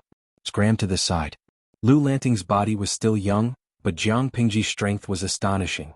After a short while, he killed another bandit and quickly cleaned up the aftermath. The force of the blood that spurted out was not light, and it was easy to make a sound. If she was not careful, her position would be exposed. Moreover, if there was too much blood, the smell of blood would be strong within a certain range, and it would be difficult to disperse in a short period of time. If it attracted bandits, then all her efforts would be in vain. Jiang Pingji thought about it calmly and quickly tied a knot in the cloth. Then she hid the bandit's body in the shadows. She had torn her outer robe and cloak into strips just for this moment. Soon, apart from the gangsters she had killed, there were very few left. Coldly looking at the few candles in the bandits' village, Jiang Pingji's plump lips curled into a smile that was full of blood. Under the moonlight, the dagger that had seen blood looked cold, and the faint smell of blood lingered around it. Like Jiang Pingji in her green robes, Lu Lanting's body was gentle and harmless, but her aura made her look like a demon from hell. The system laughed awkwardly. Oh, what did you do before? With this kind of strength, he should be partnered with the world-conquering system. He could reach the pinnacle of life in minutes. I thought you knew everything. As for me, my previous profession was naturally a professional killer. As soon as he said that, Tudu Feichio and the system, who were scared to death but still couldn't help but watch, felt a chill run down their spines. With a squeak, Jiang Pingji pushed open the half-closed door with one hand. The thick stench of blood wafted out of the house, and corpses were strewn all over the place. She didn't even look at it. She stepped over the broken arm under her feet, and the soles of her shoes were full of warm blood. As she walked closer step by step, she left behind a trail of bloody footprints. Looks like you're even dumber than I thought. Inside the room, the bandits, who had suffered heavy injuries on both sides, were lying on tables or chairs, looking battered and exhausted. The few leaders were still alive. When he raised the broadsword in his hand, violent emotions dominated his mind, and he couldn't stop killing. The fourth leader was the craziest. He was so angry that he wanted to chop those who had cuckolded him. The second leader didn't care. The others wanted to stop him. Later on, he accidentally hurt himself. He was originally not angry, but now he became angry. He spoke without thinking and exposed many scandals, dragging the second master down with him. In the end, it was what Jiang Pingji saw. The group of people no longer had the strength to continue fighting. While they were on guard against the enemy's sneak attacks, they were also panting to recover their strength. When the door opened and the cold night wind blew into the room, everyone shivered. Their frenzied and furious minds calmed down quite a bit. He thought it was the first master, but Jiang Pingji's voice rang out instead. They all turned their heads to look and their faces turned pale. Just based on what she said, these people looked at the scene around them and immediately understood that they had been tricked. The bandit leaning on the chair glared angrily and he wanted to kill someone. You, sinister B***tc. How rude. Jiang Pingji finished off the bandit with a knife. As she pulled out the knife, she twisted her wrist and used her strength to shoot the dagger straight into the neck of another bandit who wanted to call for help. Then there was a thud. The dagger went through his neck and was directly nailed to the wooden pillar behind him. Even if it was a bandit with his limbs intact, she could easily deal with him, let alone a few guys who were struggling at death's door. Jiang Pingji looked at the only two survivors in the room. They were already scared out of their wits. They cried for help while shaking their heads and crawling backwards. He was too scared. The thing under him loosened and hot urine stained his crotch, leaving a dark and wet mark on the ground. Don't. I beg you. Don't kill me. I don't want to die. I really don't want to die. I was wrong. Please. With a desperate cry, the bandit thought that Jiang Pingji was the black and white impermanence who chased after him. Apologize? What's the use of apologizing? Jiang Pingji sneered. I'm not here to listen to your excuses. This time she did not use a dagger. Instead, she grabbed the bandit's neck with one hand, lifted him up, and skillfully broke his neck with her fingers. Seeing that the bandit's eyes were almost bulging out of their sockets, and his 7 orifices were bleeding, Jiang Pingji snorted and then sat on the main seat of the bandit hall. As for the audience and the system who had been watching, they were so scared that they did not dare to make a sound. 3, 2, 1.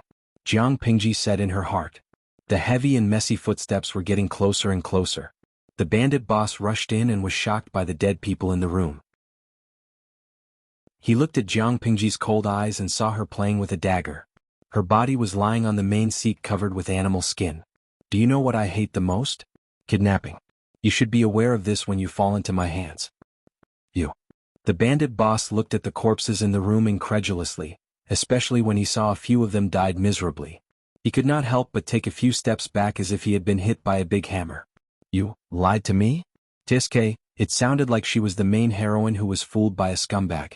Her brain had crashed for a long time before she realized that she had been fooled. Jiang Pingji smiled but did not say anything. The bandit boss's brain quickly restarted. With a swish, he pulled out the knife from his waist. The muscles on his arms were bulging and the veins on his face were popping. Obviously he was extremely angry. Everything in front of him was scarlet. He could not vent his anger without killing Jiang Pingji. Brains are a good thing. I hope you will have one in your next life. Jiang Pingji easily dodged the attack. The corners of her green clothes flew and danced with her movements. There was an indescribable beauty to it. She bent her elbow and hit his ribs. The bandit boss instantly felt that half of his body was numb and he could not feel anything. After that, the surroundings became silent. The only thing that could be heard was the muffled sound of hitting, accompanied by the crisp sound of bones cracking. Jiang Pingji looked refreshed. She stepped on the bandit boss's chest and said condescendingly, "Lie down." The bandit boss tried his best to raise his head. Hot blood kept flowing out of his throat and dyed half of his face red. He still did not understand why he had been fooled. How did she know about Emonyang? Even if he had to die, he had to find out. Chapter 12. He kept trying to say something but in the end he could only mutter a few words. But Jiang Pingji could understand. Love goat small talk netco system. Actually, it wanted to know how Jiang Pingji knew the information and how she managed to deceive the bandits. She looked up at the sky outside the door. It was still early. I'm a kind person. Since you want to know, I'll let you die in peace. System. Are you that kind? You have a sachet with a handkerchief on your waist. Looking at the design, stitching, and age of the sachet, it's obvious that it's not for a man. In other words, the owner should be a young woman. You care a lot about the sachet. You'll rub it subconsciously. Even after you've changed your clothes, you'll still carry it. Who is the owner to you? Jiang Pingji reclined on the main seat with one hand on the armrest and her legs on the other. She looked very lazy. There's a tattoo on your face. Even though you've grown a full beard, if you have good eyesight, you'll still be able to see it. Of course, other than me, everyone else seems to be blind, so they didn't see it. You don't forget to step on others while pretending to be cool. How shameless, system. The tattoo clearly states the county where you were sentenced and the content of your exile to Zisong. But as an exiled criminal, you appeared in Hejian County. Needless to say, you've become a fugitive. I don't think you'd dare return to your hometown to visit your family. If an exiled criminal escaped, it would be fine if they weren't caught, but if they were, they'd be beaten to death. Taking a deep breath, she continued unhurriedly, the way you looked at the sachet was very painful, but also very reluctant and regretful. So I boldly assumed that the woman was already dead, and the cause of her death was not normal. After a bit of deception, it was indeed so. System. No. Emonyang could have died under other circumstances. Jiang Pingji secretly rolled her eyes and said to it, when a person has a very deep impression and emotion about a certain behavior, his breath and expression will change when the same thing happens. This is a reflexive psychological reaction. Therefore, when the noble ladies were pulled out of the carriage and a bandit said he wanted to have a go at them on the spot, the bandit leader reacted that way. The system said, "Who would even think about that? As for your fellow countrymen?" Jiang Pingji grinned, revealing a row of white teeth as if she was amused. When I mentioned the cause of Emonyang's death and that I knew who the murderer was, his reaction told me that he was guilty. It's a kind of fear that someone will find out the truth. Under what circumstances would one have such a reaction? He might not be the murderer, but he must know how Emonyang died and who killed her. He must be a witness and an insider, but he doesn't dare to tell you. Because of his guilty conscience, when the bandit boss interrogated him, as long as the cripple showed even the slightest hint of panic, he would be labeled as Emonyang's murderer. Even if it wasn't sh*t, it was still sh*t.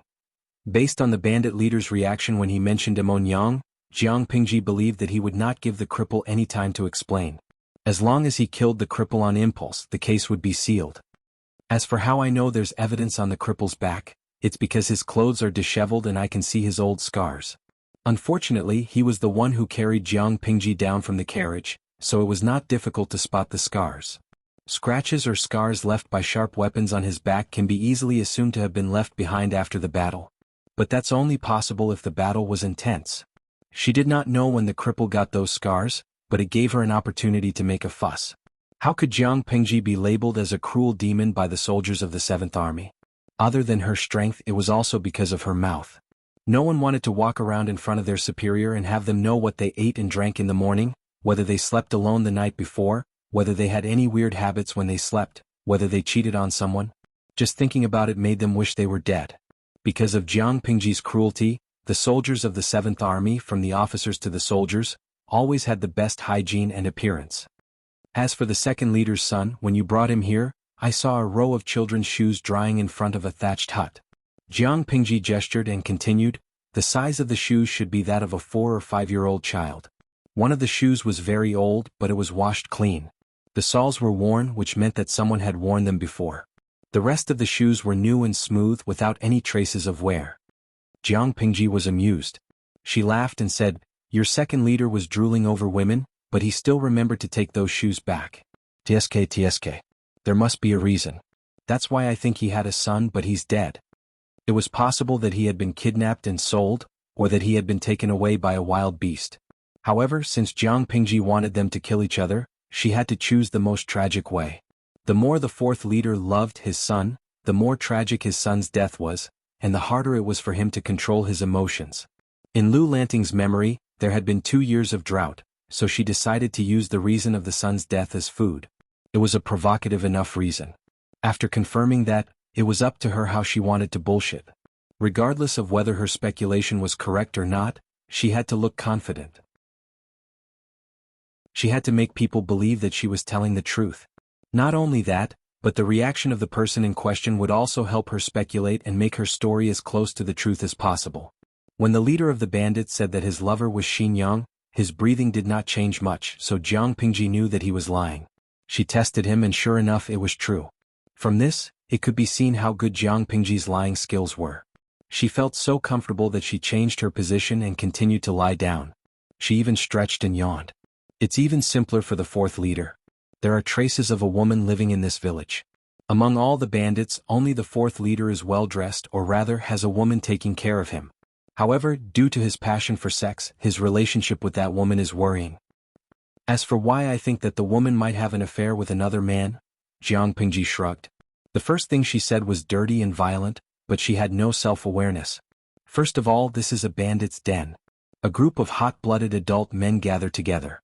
They have no morals, worldviews, or values. There is a shortage of women. What do you do when you need them? Do you do it yourself or do you help each other? Under these circumstances, the fourth leader has a woman to take care of him, and the atmosphere in the bandits' den is strangely harmonious. System. Host, I think your values are worrying and you need to be saved by a harem. Why don't you find an emperor and have some fun? Jiang Pingji only had one word to say to the system. Get lost. Chapter 13. We provide you with wonderful novels to read. As the saying goes, dumplings are the best and sisters-in-law are the most fun. It was normal for those people to target the fourth master's wife. She didn't think that such a thing wouldn't happen when the fourth master was not around. Therefore Jiang Pingji dared to test the waters. Sure enough, a few people's expressions changed subtly. She memorized all of their characteristics and thus had evidence. According to her observation, the fourth master was quite explosive, and he might have a habit of violence against women. Men, especially men from this kind of place, were sometimes quite complicated. They coveted other people's women, but they also kept a close eye on their own women. How could a brainless and possessive bandit stand the fact that his brothers had played with his women? Based on the man's temper, it was very likely that they would fall out. In conclusion, impulsiveness was the devil. If one went out without a brain, it was best to remember to control his temper. Alright, I'm done. You can rest in peace and go to hell to meet your bandit brothers. Let's have a family reunion. System. You're so kind that you're willing to waste time to let him die in peace. Jiang Pingji, you're wrong. I'm wasting time to let him understand how he died of stupidity. System. F***ck, he might as well die in peace. System. Host, are you sure you don't want to find a domineering emperor and have a pure love to save your worldview? She used all the information she could, whether it was deliberately luring people or fooling them. Her goal was very clear. Jiang Pingji's actions from the beginning to the end showed that she had been planning the annihilation of the bandit village since she woke up. Even though they had only worked together for half a day, it was still a little worried about the host. If you keep talking, I'll kill an emperor for you to see. Jiang Pingji frowned impatiently. She was annoyed that there was an uncontrollable noisy sparrow in her head. The system immediately became quiet.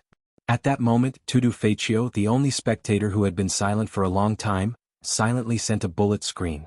Tudu Feichio, host, won't it be easy to get out of hand? Jiang Pingji's words could not stand up to scrutiny if she tried to reason it out carefully. If she accidentally went overboard, she would be in deep trouble. But, when he thought about the streamer who was live-streaming murder, his hands began to tremble uncontrollably. Host V, this kind of reasoning is a bold speculation, but it needs to be verified carefully. Rather than saying that I had deduced it, it would be better to say that those idiots had said it themselves. As for whether he would go overboard? Otherwise, it would be too boring to be 100% correct. Every time it was like walking on a tightrope. The excitement of falling from heaven to hell with a single misstep was intoxicating. Host V, if you want to deceive your opponent, you have to first deceive yourself. Make people believe that every word you say is as real as gold and silver. Because while you were observing them, they were also observing you. If he was careless, he would be tricked. Jiang Pingji had once met a partner who also liked this kind of evil deduction game. That was the only time she had failed, and then she was tricked by the other party. Later on, she learned her lesson and reflected seriously before she found the cause of her failure. The system, it felt like it had accidentally chosen a psychopathic host. Was she really suited for palace intrigue? Tudu Feichio, caught off guard, he felt like he had been taught a lesson by an experienced criminal. With one last stab, Jiang Pingji stepped out of the bloody house. Next, she had more important things to do. Lushi, what are you trying to do? A group of noble ladies waited anxiously in the back hall. Wei Jingxian and Shang Wanwan were the closest, and they comforted each other as they waited anxiously. Other than the howling of the wind, there was no other sound outside. Not even the footsteps of the bandits and their obscene words could be heard. But they did not dare to go out. Other than enduring the sleepiness, they did not dare to do anything else. It was only when Lu Lanting came to them like a savior and told them that they were safe that they heaved a sigh of relief. However, before they could cry tears of joy, Lu Lanting suggested that they wait somewhere else. It's a little crowded here. Let's go to a bigger place. We've been on tenterhooks all day. It's time for a good rest. The system said. I have a bad feeling. I have goosebumps all over my body. You can't be so kind. Jiang Pingji lowered her head and led the way. Under the night sky, she smiled and gave the system a thumbs up. Not bad. You're quite quick-witted. When the system found out that Jiang Pingji was leading them to the room where the fight had taken place, it was as black as ink. Although the noble ladies thought it was strange, Lu Lanting had saved them, and the bandits were drenched in blood. Therefore no one dared to object. They all followed Jiang Pingji anxiously. However, they would soon regret their actions. Before they entered the dark room, the smell of blood assaulted their nostrils and their faces turned pale. When they accidentally stepped on the bandits' broken limbs and slipped, they screamed in fear. Some of them could not help but cry. With a squeak, Jiang Pingji closed the door and lit the oil lamps one after another so that they could see the interior of the room clearly. Then, the screams became louder. If someone were to approach the bandits' hideout and hear the shrill screams, they would most likely think that a group of female ghosts had gathered there. Jiang Pingji glanced at Wei Jingxian and Sheng Wanwan. Their faces were pale but they still looked calm. She did not say anything to stop them. When they were done screaming, Jiang Pingji played with her dagger and looked at the noble ladies coldly. "You should know very well what I want to do." She straightened her messy collar and used the remaining fabric of her cloak to tie her hair behind her head. "We're all smart people, so there's no need to be so straightforward." Jiang Pingji had seen Lu Lanting's memories. This era was harsher on women than on men, and she felt that it was not worth it to return to being a woman. Moreover, Lu Lanting had her reasons for dressing up as a man. If she were to be exposed now, it would only bring her trouble. For the sake of safety, Jiang Pingji felt that she had to take this opportunity to talk to them. "Are you threatening us?" one of the noble ladies asked in disbelief. "Yes." Jiang Pingji admitted shamelessly and smiled. "If it's not a threat, then are you flirting with us?" The women's faces were almost unsightly. The system could not help but facepalm. The one-sided battle was too tragic. "Jiang Pingji, if you have the guts to bully little girls, why don't you have the guts to fight in the harem?" Chapter 14. But I'm not threatening everyone. I'm threatening all of you except for Jing and Wan. They treat me with sincerity unlike you. I just fought a bloody battle to save you and now you're plotting against me? You're biting the hand that feeds you. To put it bluntly, these noble ladies were just girls in their teens. Each and every one of them was very fresh and tender, yet they still wanted to hide their thoughts in front of her. If those young girls could hide their intentions, then the soldiers in the 7th Army would all jump into the river. They were not close and they were not cute when they plotted against her. She did not hesitate to threaten them. When the noble ladies heard this, their faces turned as white as paper, and their delicate bodies were on the verge of collapsing. "Aren't you afraid of revenge?" One of the noble ladies gritted her teeth. Lu Lanting was different from the bandits. She would never do what bandits did. The noble lady spoke to Jiang Pingji as a member of the gentry. If she was the original Lu Lanting, she would have been afraid. No matter how dirty the gentry's relationship was, they had to treat each other well on the surface. It would be too embarrassing to fall out with them. But Jiang Pingji was not one to fall for that. "Revenge? Deske, that reminds me." She tapped her lips and thought for a while. "Do you think I'll stand there like a statue and let you do whatever you want? You have to know that in the eyes of outsiders, you're a noble lady and I'm a young master. You've been raised to take care of your husband and children, while I've learned the ways of Confucius and Mencius. The plots and schemes of the gentry are nothing but demons and monsters.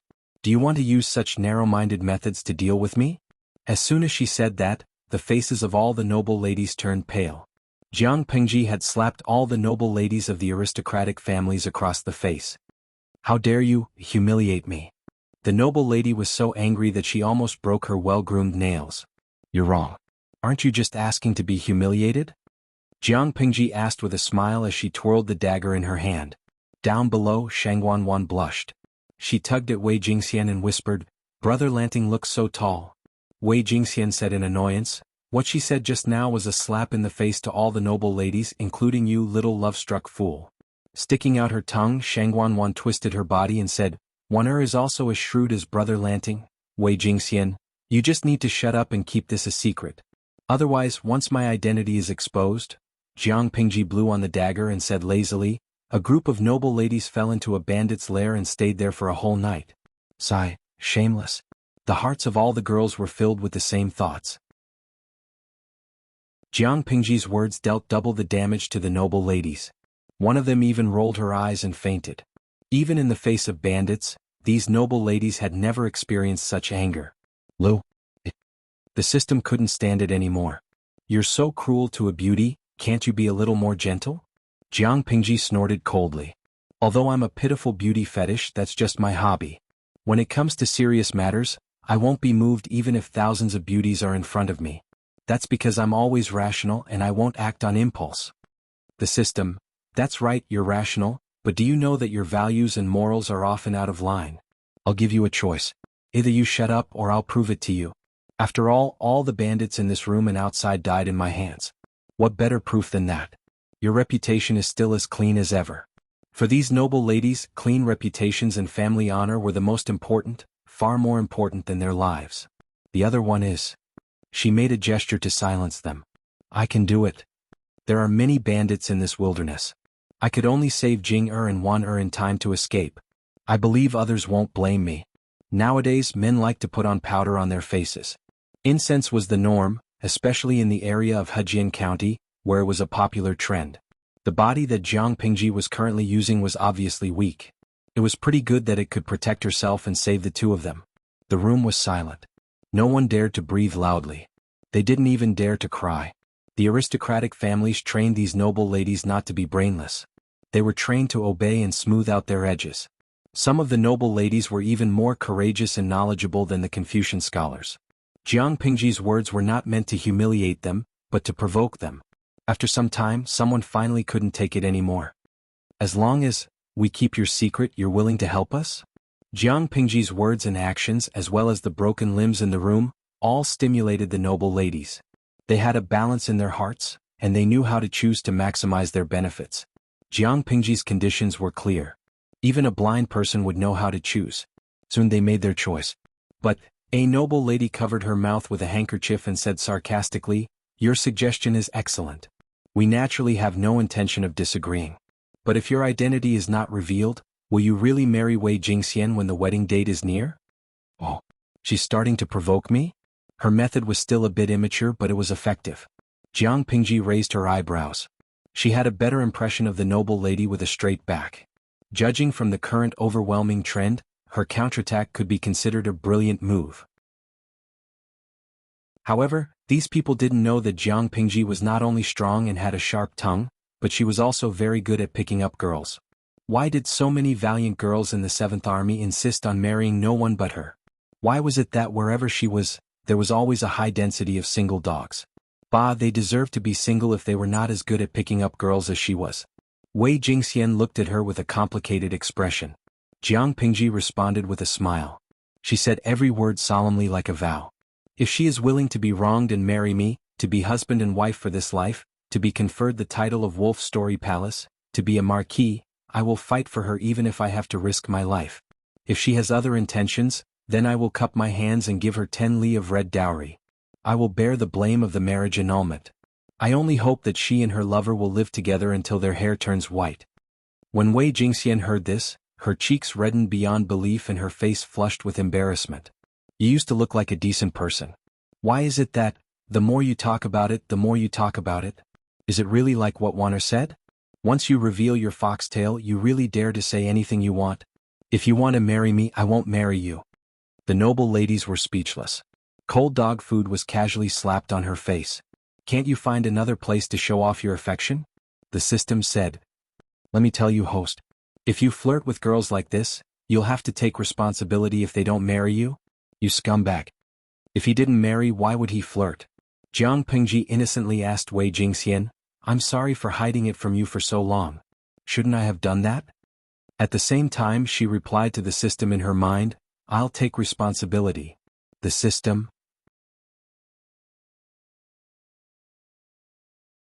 Chapter 15. It was so tiring to be a system.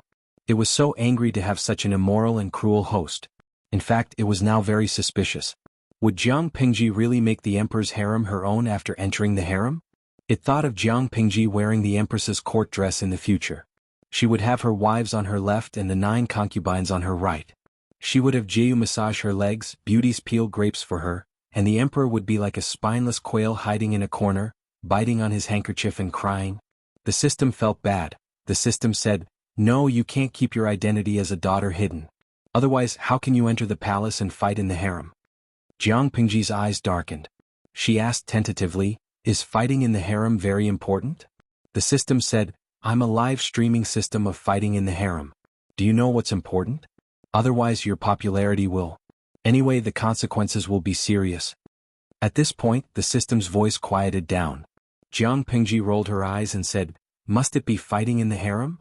The system said resolutely, yes. It suddenly felt that having a host who was too assertive was not a good thing. It felt irritated. But this has nothing to do with whether or not I return to being a girl. The system was speechless. Did its host want to flirt with girls and be a lesbian, but also be a man and make the emperor gay? Host, you're trying to fly to the sky. Jiang Pingji frowned slightly in the face of the system's wild imagination. There was an indescribable irritability and disgust in her heart. The ancient era was tens of thousands of years away from the era she lived in. Even though she was not very good at culture, she knew that women in the ancient era were sad and pitiful. Was there something wrong with the system's brain to make her one of them? If this was the price of her rebirth, she would rather cut her own throat with a dagger. It could find whoever it wanted to fight in the harem. Fighting in the harem. Chapter 16. By the way, if the people from the clan haven't found this place by tomorrow morning, I'll take you down the mountain. Also, lock the door and don't let strangers open it. Maybe, some people can't wait for the 7th day and want to come back to take a look. The temperature in the room seemed to have dropped more than 10 degrees, directly falling below the freezing point. The girls heard Jiang Pingji's weak voice and could not help but scream at the top of their lungs. Listening to the screaming behind her, Jiang Pingji's mood instantly brightened, and she could not stop the smile on the corner of her mouth. Although they are a little scheming, sometimes these girls are really extraordinarily cute. The system said, although I know your values are not online, I think the host is also extraordinarily evil. It had reason to believe that the host would definitely be hated by the noble girls in the room for the rest of her life. The words and actions of the noble girls of the gentry were all cultivated since they were young, and they were real ladies of noble families. However, Jiang Pingji was so evil that she made them lose their manners several times. It would be strange if they did not hate her. People who are occasionally bad are especially lovable, Jiang Pingji said with a look that said, you don't understand. The system. Do you think that everyone has masochistic tendencies? The moon was covered by dark clouds that day, and there was no light at all. It was so dark that one could not even see their own fingers. However, it did not affect Jiang Pingji much. Her night vision had always been good, even if the owner of this body had weak myopia, but after the 3% fusion, her vision was still better than that of ordinary people. With the coordination of her 5 senses, Jiang Pingji walked in the dark as if she was walking on flat ground. With her rich survival experience in the wild, she quickly found something. She found a bow from the bandits' village and tried it out. The loose bowstring and the simple bow were really not good tools. Whoosh, whoosh, whoosh, without even aiming, Jiang Pingji pulled out 3 arrows from the quiver, bent the body into a full moon, and shot them without hesitation. Listening to the slight sound of the bow and arrow entering the body, it seemed that they all found something. The ancient snake is quite cute, but it's a little small, probably not even enough for 2 mouthfuls. Jiang Pingji praised it from the bottom of her heart. A snake from her era could easily overturn a thatched cottage in this era. At this time, 4 white comments floated across the screen. Other than Tudu Feichio, who was scared to death and still refused to move, there were 3 other unfamiliar IDs. They were probably also accidentally clicked into this channel. Lanky Ubuja, it's so dark. I can't see anything at all. Is the host not around? Upstairs, my boyfriend. The introduction of the live stream channel is quite interesting. Wujiang Zakai. This channel is so quiet. Is it a new streamer? Tudu Feichio. Yeah, it's a must-watch channel for thrill seekers. The new viewers were all dumbfounded. Wasn't the name of the channel Live Palace Fight? What did it have to do with horror lovers? There were no outsiders around, so Jiang Pingji simply said, can't you see that it's very dark? As soon as he finished speaking, the system silently turned on the infrared panoramic shooting mode so that the audience could watch the scene of Jiang Pingji hunting. However, before the audience could see her heroic posture, they first had to see how she dealt with the venomous snake up close. Every movement was very clear, and her speed was not slow at all. She carefully put away the venomous fangs and sacks that had been dealt with. The system bit the bullet and poked Jiang Pingji. You promised me that you would live stream. You should talk and interact with the audience occasionally. She was in a good mood, and the system's request did not exceed her bottom line. Jiang Pingji agreed indifferently. Now let's broadcast how to hunt for food in the wild. Jiang Pingji sighed to herself. She had been an instructor before and had experience teaching. I have a beautiful girl in my hand. Jiang Pingji thought to herself. The audience was dumbfounded. The times were too far apart. The biological encyclopedia she had read before was useless, but the laws of evolution were still the same. With her rich experience, she could talk about the toxicity of the beautiful girl and the handsome man in her hands, as well as their preferred living environment. Compared to dealing with their venomous fangs, I actually prefer to show you how to eat them. Their meat is delicious. Privately, the system had already curled up into a ball. It was a harem fight streaming system, not a hegemony streaming system, not a survival streaming system, and definitely not a gourmet streaming system. Before the system could talk about how to judge the age of the snake and how to judge its meat quality, Jiang Pingji frowned and knocked an arrow. My luck is not bad tonight. It's a big one. The girls are in luck, she smiled, and the system could not even cry. In fact, Jiang Pingji's rigid livestream was quite boring, but she had a good body and good looks. She was of a higher standard than the general public. More importantly, the audience was a bunch of night owls who had nothing better to do. They stayed in the channel and hung out. She was lucky, and her 5 senses worked well together. Coupled with her rich experience in the wild, she could always quickly find the hiding place of her prey. Half an hour later, she had a good harvest. She carried the prey and prepared to go back. Although all the bandits had died, there was no guarantee that the nearby beasts would not go down the mountain to look for food, or that there would be strangers who accidentally entered the area. Those girls were timid. She would not feel at ease leaving them in the deep mountain bandits' den. Jiang Pingji walked quickly on the flat ground. Even though she was carrying dozens of kilograms of prey, she did not slow down at all. Little did she know that the group of timid girls she had been talking about was experiencing a soul-stirring shock. This day's experience was beyond the imagination of the noble ladies. After exhaustion, everyone had a tired expression on their faces. The strong fire reflected on their pretty faces, and they did not talk. Or rather, they did not know what to talk about. The daily activities of the noble ladies were exquisite and elegant.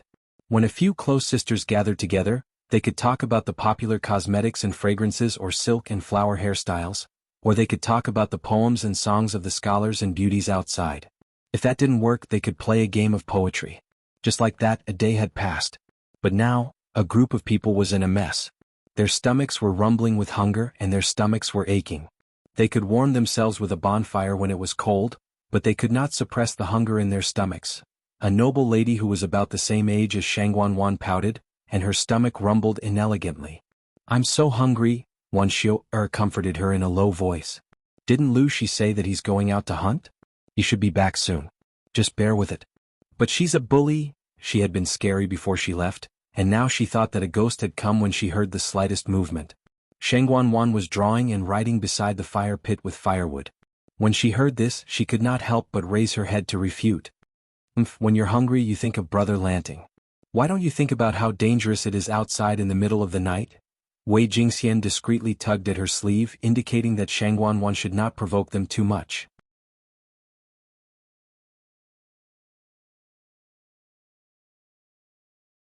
Chapter 17.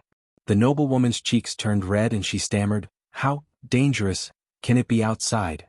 Although Shangguan had a sweet tongue and could be coaxed by anyone, there was another side to her. She could also be sharp with her words. If it's not dangerous, why don't you go out and try?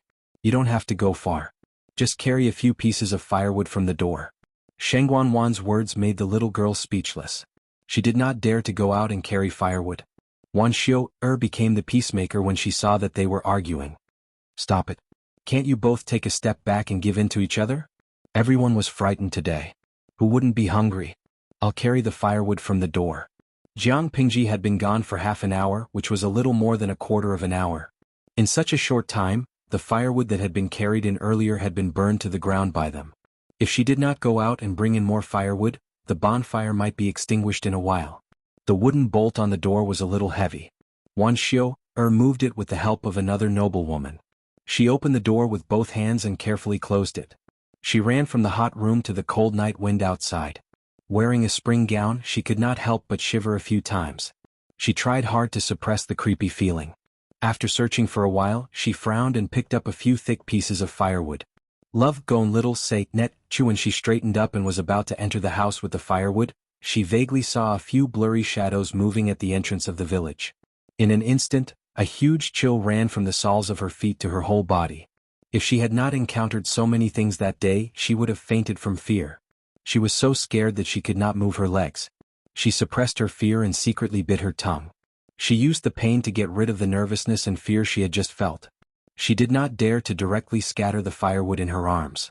What if the sound attracted the ghost?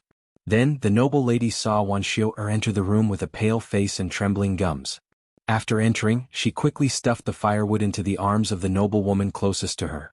Before the noblewoman could react, she closed the door with both hands. Quick, quick. Bring the door bolt over. Outside.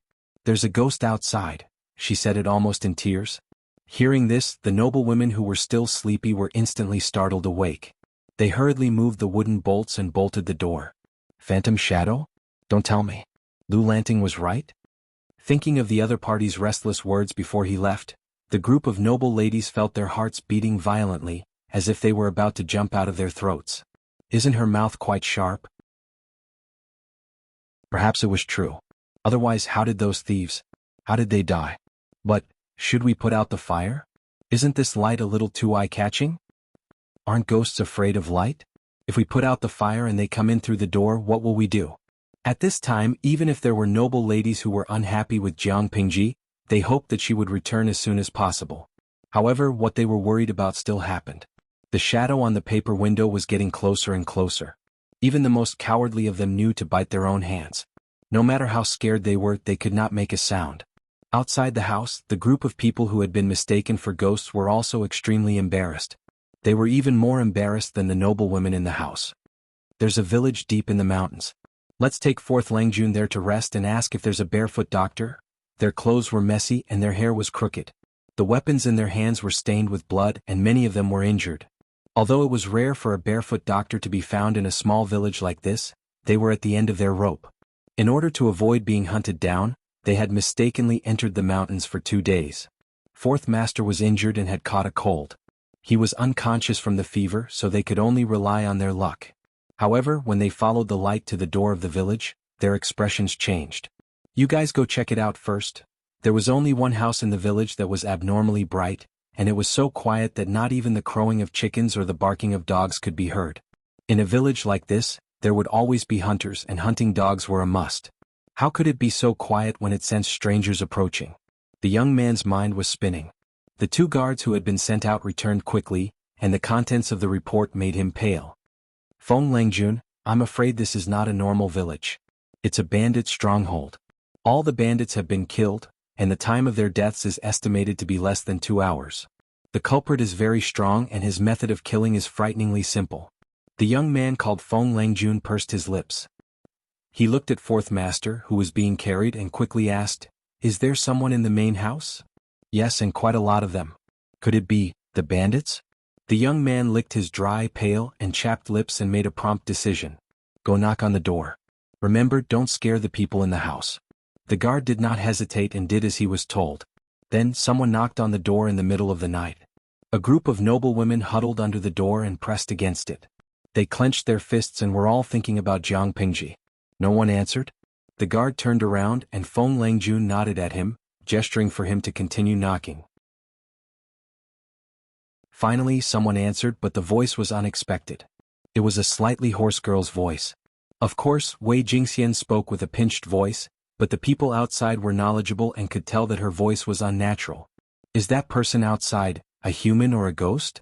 Wei Jingxian tried hard to imagine how Jiang Pingji had tricked the bandits to calm herself down.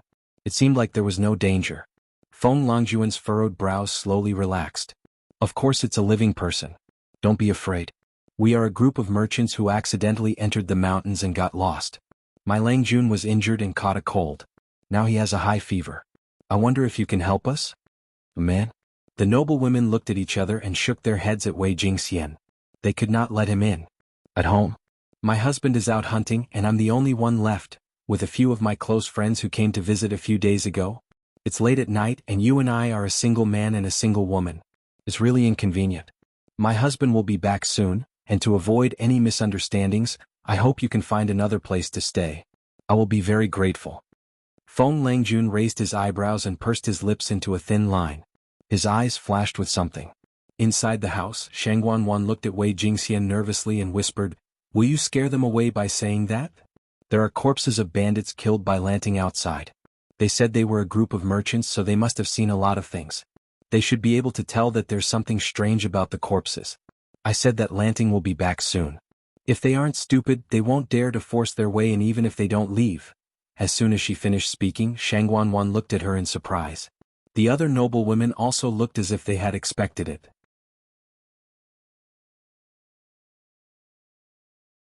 Chapter 18. A bandit village with corpses all over the ground. The killer was clean and cruel. A young girl in the house said that her husband would be returning soon.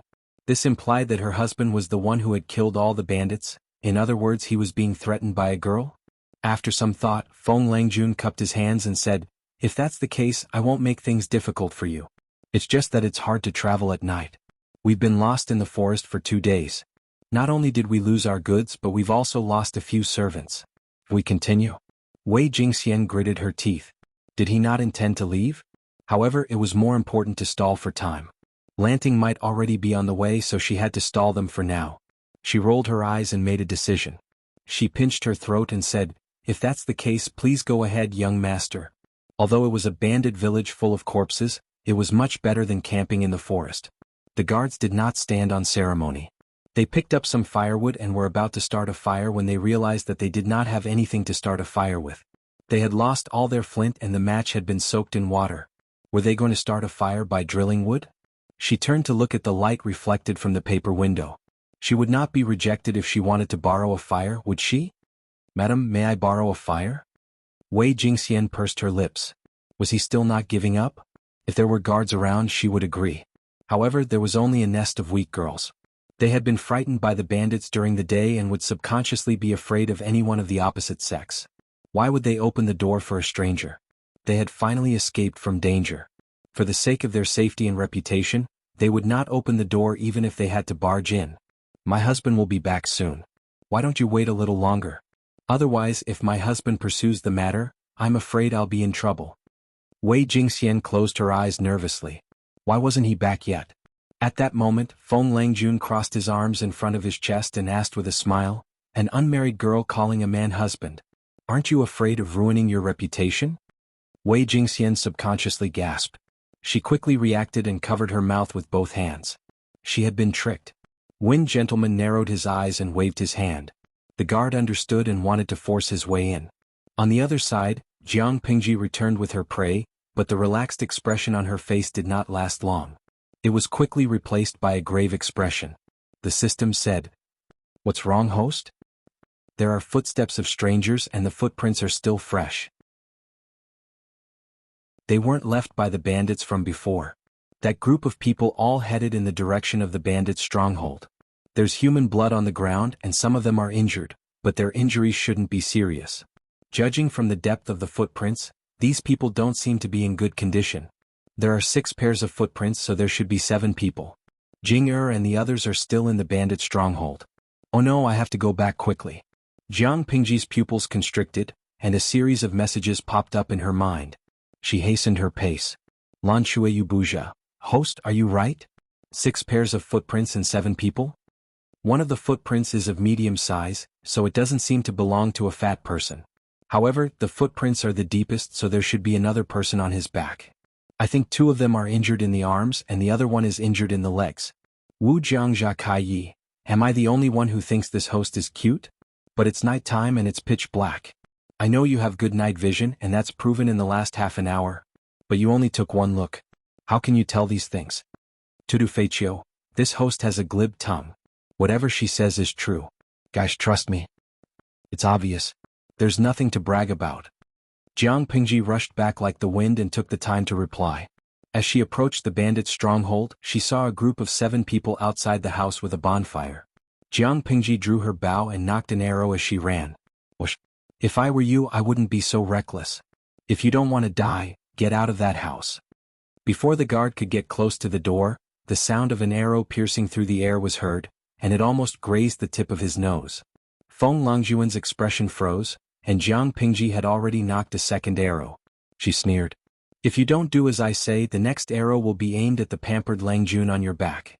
Now do as I say and get out of that house." The position of the bandits revealed everything.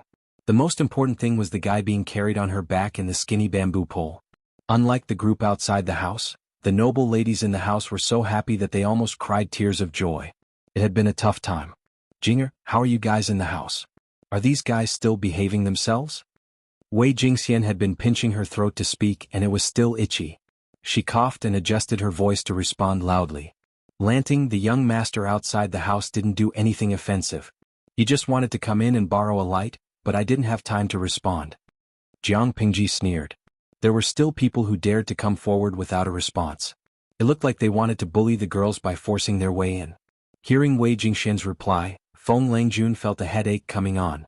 That was a really subtle complaint. He cupped his hands in front of his chest and apologized to Jiang Pingji. It was a misunderstanding. We didn't mean to offend your wife. It's just that it's late at night and we wanted to borrow a light. We hope that your wife can help us. We don't want to be misunderstood. Hypocrites. Who wouldn't be wary of a bunch of weirdly dressed guys knocking on someone's door in the middle of the night? It's just borrowing a light. There might be something like flint in the other houses. You can find it yourself. Why are you guys scaring my wife outside the house? Jiang Pingji shamelessly took advantage of the situation and ridiculed them. Jiang Pingji held her bow in one hand and her prey in the other. A bunch of dead snakes were wrapped around the hoof of the wild boar. Young Master Feng saw her appearance with the help of the fire. A trace of doubt flashed through his clear eyes, and then he raised his eyebrows. My husband. Jiang Pingji sized him up and instantly came to a conclusion. He had some brains and his fighting ability was on par with Lu Lanting's. Apart from his brain, he was a good-for-nothing who posed no threat. But Jiang Pingji frowned. She knew that he had figured out her gender, but he was still mocking her? Jiang Pingji smirked. She looked at the young man with a flirtatious expression and retorted. Young master's appearance is indeed splendid, a feast for the eyes, but you haven't washed for 7 days and you've been chased for thousands of miles. You must have been trembling with fear these past few days, unable to care about your dignity. Although the incense on your body is precious, the smell is indeed rather suffocating. Even if young master can't wait to offer himself to sleep with you, please burn the incense and take a bath first. Feng Langjun was speechless. Wasn't it said that Hejin County was a place full of geniuses, gentle? A lady from a wealthy family like a female insect? Seeing his Langjun being teased by a young man, the loyal guards could not help but draw their swords, but Feng Langjun raised his hand to stop them. Don't be rude. All of you back off. Judging by her clothes, she was not a farmer or a hunter. Why would she be there in the middle of the night and why was she so skilled? Could it be that on the 3rd day of the 3rd month, a group of geniuses had come out for a stroll in the spring? Jiang Pingji was not interested in his behavior. She approached the door and knocked. Jinger, it's me. Go get a torch from the bonfire and pass it to me when you open the door. Feng Langjun cupped his hands in gratitude. Thank you. Jiang Pingji smiled wickedly. It's too early to thank me. I need the torch to boil water and prepare the food.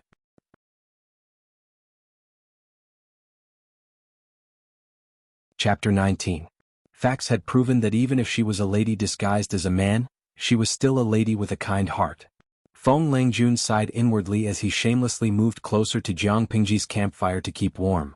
A group of guards carefully made a simple bed on the ground. The group of people was orderly. How did they look like a normal merchant group?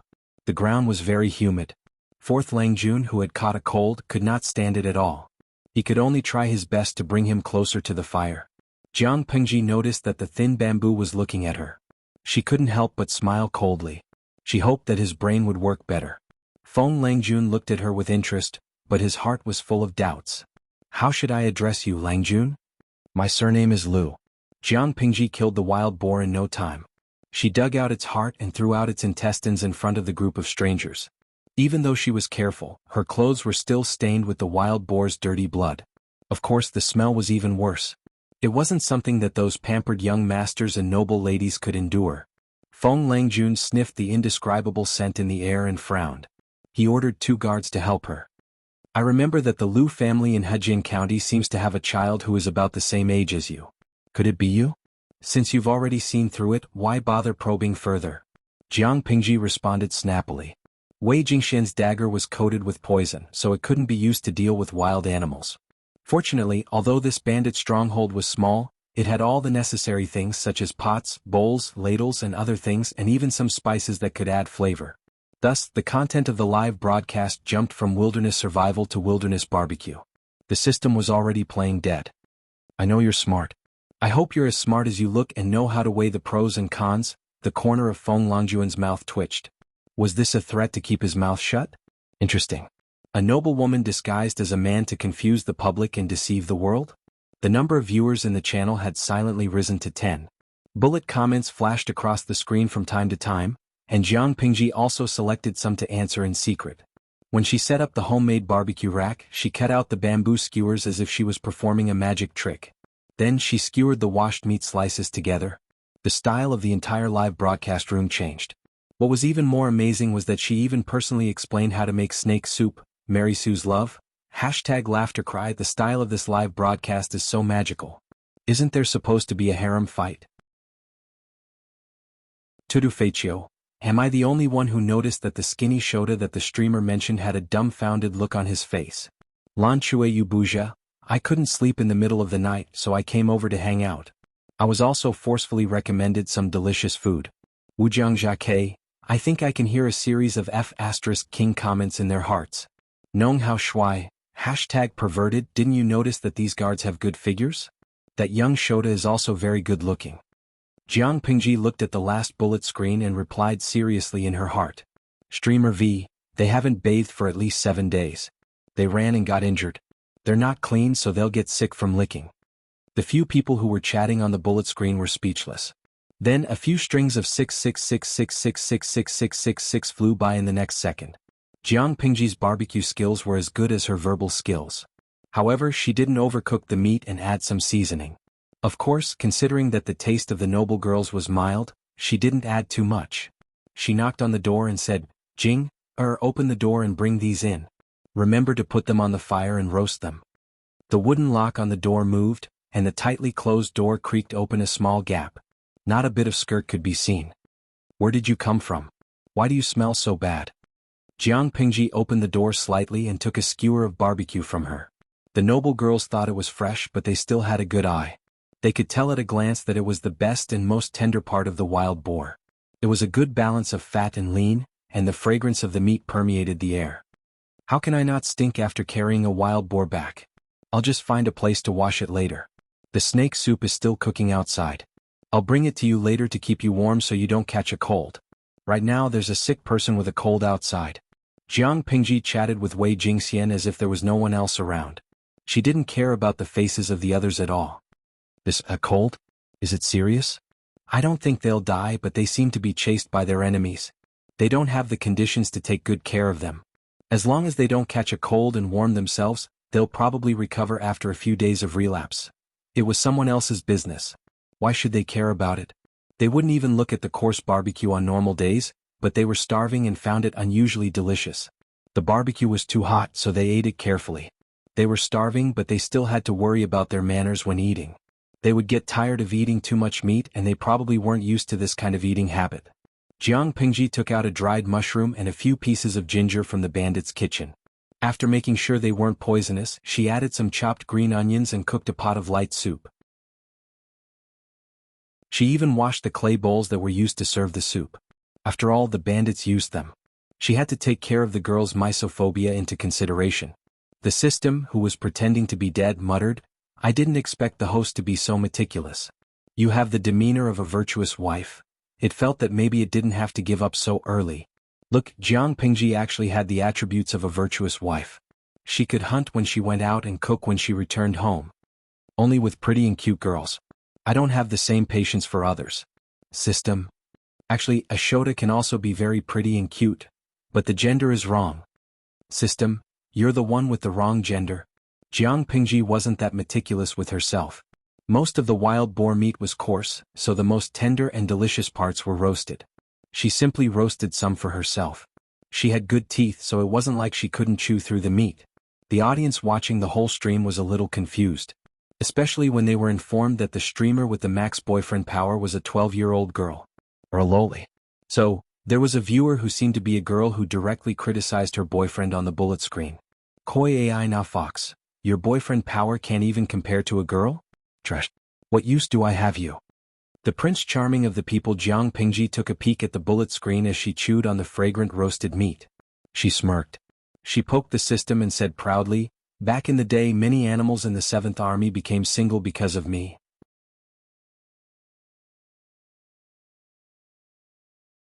Chapter 20. Jiang Pingji did not enter the house to rest. Instead, she chose to stay outside and watch the night. With her body, it would not be a problem for her to be out in the cold for a whole night. She could also keep an eye on the group of people with unknown origins. If she did this, the maids inside would probably be able to sleep more peacefully. Jiang Pingji hugged her knees and sat by the bonfire. She added some wood from time to time to keep the fire burning. "Why are you staring at me like that?" She raised her eyebrows and smiled, facing the thin bamboo pole who had to maintain a proper sitting posture even in the wilderness. Even though he was caught red-handed, Feng Langjun did not seem embarrassed at all. Instead, he smiled in return. "I'm just curious. How did Lu Langjun come to this place?" Jiang Pingji snorted and fiddled with the firewood in her hand. She smiled faintly and said, "Can't you see that this is a bandit's lair? Naturally, they were captured by thieves. Otherwise, who would come here to enjoy the night breeze when there are soft beds and pillows at home?" Feng Langjun couldn't help but choke. If he had really been kidnapped, how did he manage to kill off a group of bandits? This is out of my expectations. However, the bandits were fierce. How did Lu Langjun manage to kill all of them? Jiang Pingji said indifferently, "You have a body full of strength, but your brain is full of idiots. Just a few words of provocation and you'll be in a mess."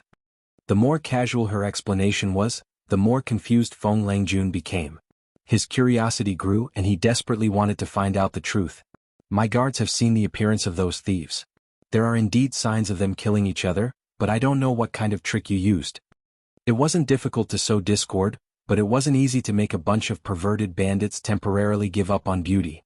Moreover, apart from the corpses of the envoys, the other bandits all died the same way. Their throats were slit from behind and they died almost immediately. Not even much blood was spilled. If it weren't for the fact that the corpse was ice cold, it would look like it was still alive. If a few words could make a large bandit's lair turn into a mess and brothers kill each other, then there wouldn't be so many bandits in Hejin County. Of course, if what Jiang Pingji said was true, then it could be seen that Lu Langjun was very capable. This knowledge made the youth somewhat concerned. He had always believed that apart from a few people of his age, no one could make him suffer a loss. Plan? To deal with a bunch of idiots. All I did was tear off the cloth covering their shame and provoke them with a few words. Yet, they actually obediently followed my instructions step by step. They're seeking their own deaths. They're simply foolish beyond compare. Feng Langjun looked at Jiang Pingji's dirty face and continued to ask, "What did Lu Langjun say?" Since he was so persistent in asking, Jiang Pingji was bored of keeping watch at night. She might as well tell him the truth to kill time. Unexpectedly, as soon as Jiang Pingji finished speaking, the youth's expression became indescribably strange. Jiang Pingji said nonchalantly, "Those people died because of their own stupidity. As for those who didn't have the time to be stupid, I killed them myself." Feng Langjun seemed to have woken up from a dream. He looked at Jiang Pingji with a complicated expression. He leaned forward and cupped his hands. "Lu Langjun, you are very smart. I am ashamed. It's just something obvious. It's not worth bragging about." Jiang Pingji did not know how to be humble. She surprised the other. Looking at the burning bonfire, the thin bamboo pole suddenly pointed to himself. "I don't know what Lu Langjun can see from this one?" Jiang Pingji did not understand. The atmosphere had been good. Why did the young man suddenly start to provoke her? While she was confused, a few comments popped up on the bullet screen to answer her questions. Tudu Feichio, #laughter cry. This young man is cute. I didn't expect him to be at Sundara. Mary Sue's love, #laughter cry +1. The streamer is telling the truth. The young man misunderstood the streamer's provocation. My heart aches for him. Lan Chui Yubuja, heart aches +2 Wu Jiangxia Kai Yi, heart aches +3 Jiang Pingji also realized that her words had caused the young man to misunderstand. In this era, even if you were so arrogant that you wanted to roll on the ground, you still had to maintain a humble demeanor. Otherwise, people would think that you were too arrogant and did not know the immensity of heaven and earth. Although she knew that it was caused by cultural differences, Jiang Pingji did not intend to explain. Instead, she looked the young man up and down. She thought for a while and slowly asked, "Although you are young, you have a strong will. Sometimes you will do whatever it takes to achieve your goals." The skinny man waited for a while, but he did not hear anything else. He could not help but feel disappointed. That's it? It was just a very ordinary comment. It could be used on anyone. It was disappointing. At that moment, Jiang Pingji suddenly curled her lips. Tudu Feichio, I think the streamer is going to use her ultimate move. Warning ahead. As soon as the bullet screen popped up, Jiang Pingji suddenly asked, "So, how much of that bowl of dog meat did you eat?" The skinny man's hands suddenly froze. He turned his head to look at Jiang Pingji in disbelief. "What did you say? You have a dog that is no taller than your calf. It clings to you and you like it very much. It brings you a lot of joy." The skinny man looked as if he had seen a ghost. Jiang Pingji said unhurriedly, "You are not the eldest son of the family. Although you are favored by the elders, you have a capable older brother in front of you and an intelligent younger brother behind you. It is inevitable that you are overlooked. This dog has secretly accompanied you for many years. This time you brought it along with you, but unexpectedly, you encountered an emergency and had no choice but to kill it to appease your hunger." On the side, the guards who seemed to be on night watch all pricked up their ears, wanting to hear the gossip about Feng Langjun. "Other than that, you love incense. You have to use it every day to cover up the dog's smell. You treat the dog so well, so it is clear that you have a good relationship with it. But in the end you were able to kill it to appease your hunger. Isn't that what you mean by, you are determined to achieve your goals at all costs?" Jiang Pingji smiled. Seriously, why did she need to explain? It would only add insult to injury.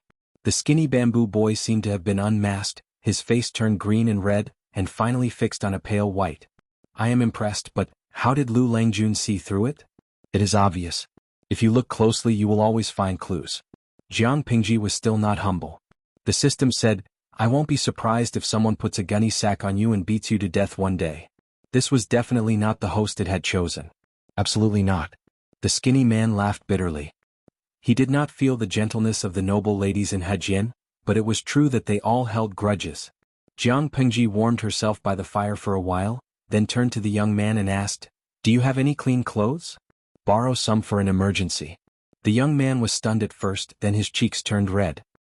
He lowered his voice and said, "Aren't you afraid of losing your chastity?"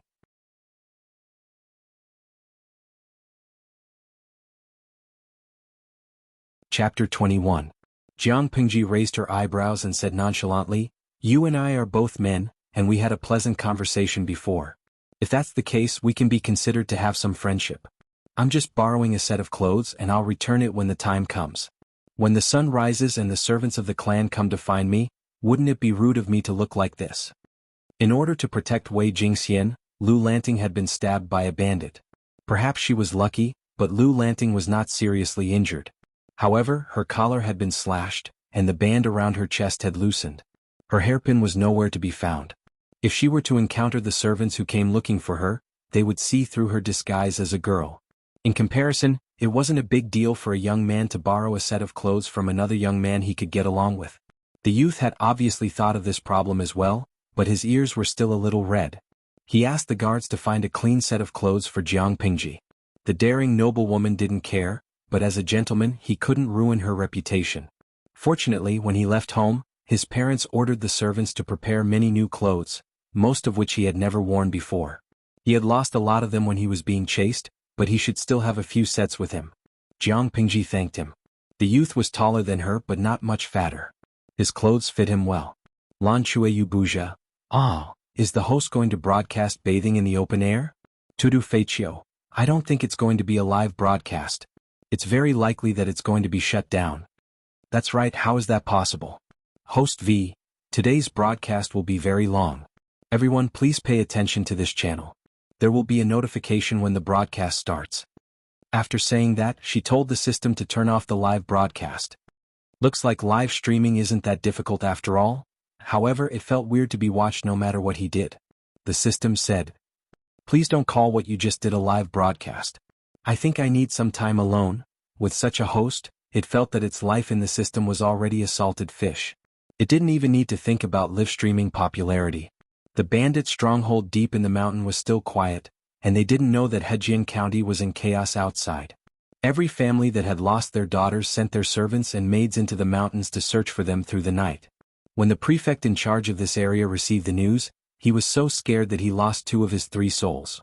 He didn't even have time to tidy up his clothes before he led his men out to search for them. What a joke. Hejian County was not a big place, but there were a lot of noble ladies. He couldn't afford to offend any of them. Originally, every family wanted to suppress the news.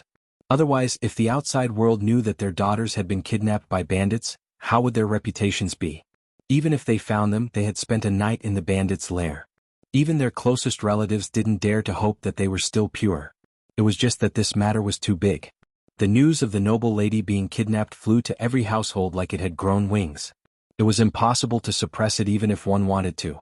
As time passed, they still did not manage to rescue the kidnapped noblewoman. They did not even know where the bandits' lair was. When the sky gradually brightened, everyone's mood sank to the bottom. An unmarried woman losing her virginity before marriage was not a death sentence, but it was not a trivial matter either. When it came to the age of marriage, the best result would be to find a son of a concubine or a son of a poor family.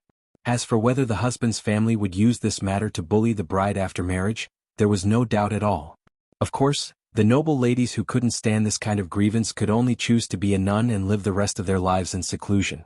The sun was hanging high in the sky and there was fog rising in the deep mountains. The servants who stayed up all night to look for her complained secretly. In order not to waste time, they didn't even dare to blink their eyes. They shouted until their throats were hoarse, but they couldn't even drink water. Their stomachs were rumbling with hunger, and their legs were so swollen that they couldn't even move. The dense forest was very humid.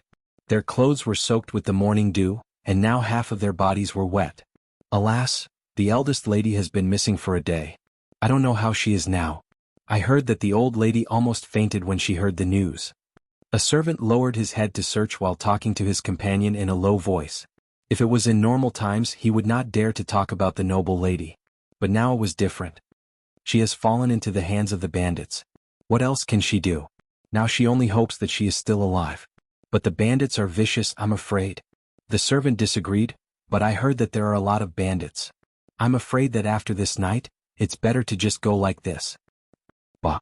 How dare you say such rebellious words? If others hear it, they will cut your mouth off.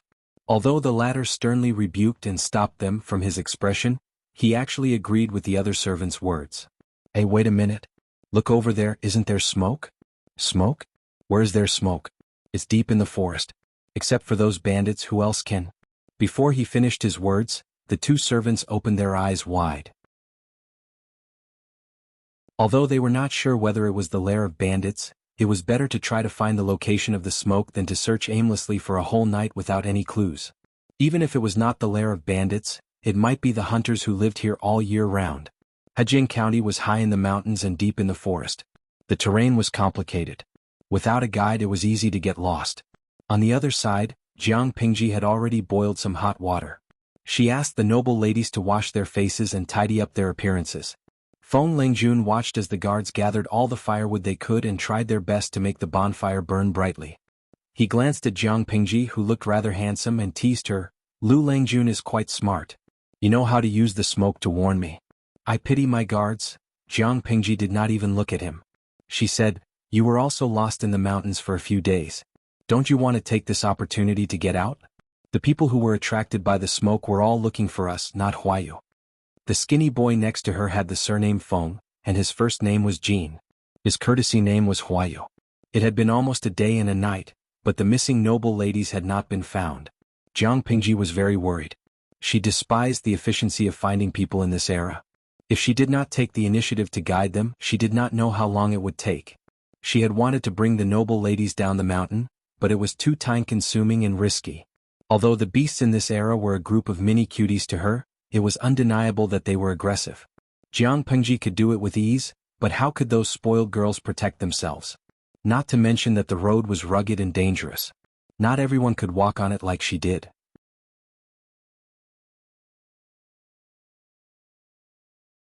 Chapter 22. We provide you with exciting novels to read. They knew what Jiang Pingji wanted them to do. If their family followed the smoke and found that the kidnapped noble ladies were listless and disheveled, they would definitely let their imagination run wild. When they went back to explain, even if they proved that they were innocent, there would still be people who would slander them in private. Jiang Pingji looked into the distance and suddenly said, Those useless things have finally found us. How did you know? The sky was bright and Feng Jin could see Jiang Pingji's face clearly. He had to admit that he had been lucky to be able to see through her disguise last night. Jiang Pingji had changed into a new set of clothes and tied her hair up. She looked like a delicate and elegant young man. The birds over there are panicking, and they're approaching us. It's very likely that they're the guards. Jiang Pingji said with certainty, but she felt a little regretful. If it were her old self, she would have been able to see the shadows moving in the distance. If she had the help of tools, she would have been able to see further. Unfortunately, Lu Lanting's body was not strong enough, so she could only judge from the birds. Feng Jin thought about it and asked, "Then, should I and my guards stay away for a while?" All of them were men. Even though Jiang Pingji was also a man, and had stayed outside the house the whole night, she was still considered a stranger. If someone used this to slander the noble ladies, it would damage their reputation. Jiang Pingji thought about it and nodded in agreement. "I didn't think it through. I'm sorry, Huayu." That was how harsh the ancient times were. Jiang Pingji's good mood turned gloomy when she thought about it. "Which family do you belong to?" Jiang Pingji asked. Seeing that Feng Jin and the others had moved away, Jiang Pingji appeared in front of the guards. After searching for a whole night, everyone was tired and hungry. The leader of the guards, a plump middle-aged man, wiped his sweat and tried his best to identify them. "You are? Lu Langjun." Everyone knew that other than the missing girls, the second son of the Lu family, Lu Lanting, was also there. He widened his eyes and realized that the handsome young man standing in front of him was none other than the Lu family's Langjun who had been missing for a day and a night. "I'm the steward of the Wei Mansion." The slightly plump man raised his hand and wiped his sweat with his sleeve. His eyes were bloodshot from staying up all night. Peng had finally found someone, but now he was so anxious that he was about to cry. "My wife and Lu Langjun were kidnapped." Langjun, the housekeeper of the Wei Manor, was about to grab Jiang Pingji's hands, but he quickly figured out what was strange. Jiang Pingji smiled and said, "So it's Jing'er's housekeeper. Don't worry, your wife is fine." This, Langjun. How can you make fun of me at a time like this?" The steward didn't seem to believe her. "Come with me. Jing'er and the others are safe. They were just a little frightened and need to rest for a few days." Jiang Pingji glanced at the tired servants behind her and suppressed the urge to ridicule them. The steward of the Wei Manor knew that Lu Lanting and Wei Jingxian were engaged, and the two families had frequent interactions. Even though he was an inconspicuous steward, he could recognize Lu Lanting's face. But for some reason he felt that the situation was a little strange. "I was afraid that you wouldn't be able to find them, so I lit a bonfire for the whole day. When I saw the birds in the forest being startled, I knew that someone was coming." Even though they looked pitiful, their efficiency was so low that it made one's hair stand on end. "Jing'er and the ladies from the other manors are in that room, but for the sake of your reputation, send the maids in." Jiang Pingji calmly stepped into the bandits' hideout. The steward and the servants behind her almost fell flat on their faces. To maximize the effect, Jiang Pingji asked Feng Jin's guards to help move the bandits' corpses out to dry on the ground. The corpses were piled up in a mess. The blood on their bodies had already dried up, so everyone who entered could see the spectacular scene. Lu Langjun. These are... The steward was so scared that he almost fell to the ground. He looked at Lu Lanting, who was calm and silent, with fear in his eyes. Could it be that his wife had already been killed a long time ago, and the Lu Langjun in front of him was also a malicious spirit? But just like the other noble ladies, she was filled with resentment and turned into a malicious spirit that night, killing all the bandits who had harmed them. That was why the current scene was happening? Those bandits, those audacious fellows, they should pay for their actions.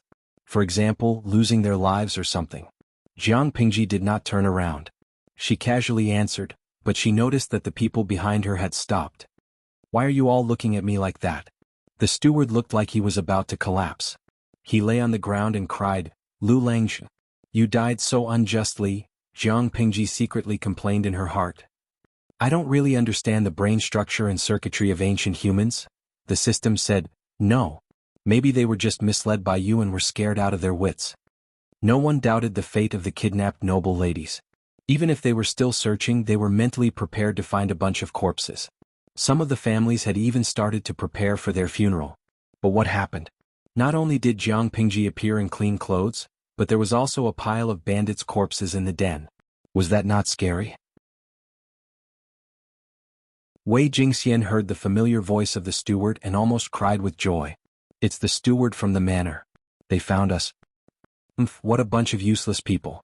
If Brother Lanting had not lit the bonfire outside for so long, who knows when they would have found us." Sheng Wanwan pouted angrily. "Maybe they would have waited for the weeds on their graves to grow 3 feet high." "What nonsense are you talking about? Who taught you to say such nonsense?" Wei Jingxian stopped her from spouting nonsense. It's inauspicious. Not long after, the stewards and servants of other families came to find them. They all had the same reaction when they saw the pile of corpses.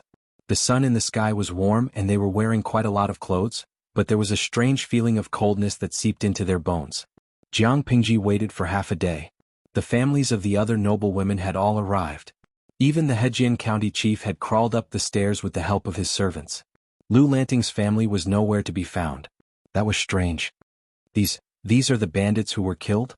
The governor of Hejian County wiped his sweat and breathed heavily like a cow. Looking at those corpses, he couldn't help but shiver and his legs were trembling. If it were not for the people beside him holding him up, he would have fallen to the ground. Jiang Pingji cupped her hands and replied, "Yesterday I was accidentally kidnapped by thieves. After thinking hard, I found a solution. I secretly stirred up their internal strife and took the opportunity to kill them one by one. That's how I was able to protect the noble lady's reputation." The Hejian prefecture chief was in disbelief when he heard that Jiang Pingji had killed the bandits. Then he felt goosebumps all over his body. The prefecture chief's eyebrows were so tightly knitted that they could kill a fly. He called Jiang Pingji over and asked, "Come forward and tell me what happened."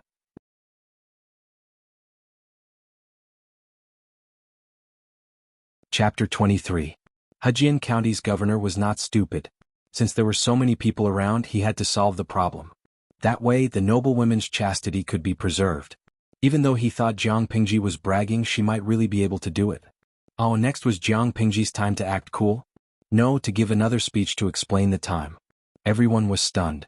When he saw that the noble ladies of the various families were unscathed, he had no choice but to believe it even more. At that moment, the governor finally calmed down. He looked at Jiang Pingji in a new light. The young man in front of him was the benefactor who had saved his official position and his life. Otherwise, he would have been killed by the families of the noble ladies, even if he had a high social status and background. He wouldn't have been able to struggle at all if he had been targeted by the families of the noble ladies. How could such a serious thing happen while he was in office? He did not want to live. Seeing that all the noble women were being carried down the mountain by the servants except for Jiang Pingji, the governor's eyes flashed. "Nephew Lu, why don't you follow me down the mountain? The road is rugged and it's easy to get lost without a guide." The governor of Hejian County was also a clever person. Without Jiang Pingji's knowledge, he directly called her nephew as a sign of intimacy. She thought for a while and nodded. Even though she did not know when Hejian County's governor had become her uncle. Feng Jin and the others had secretly followed the servants, so they should not get lost. She only had to worry about herself.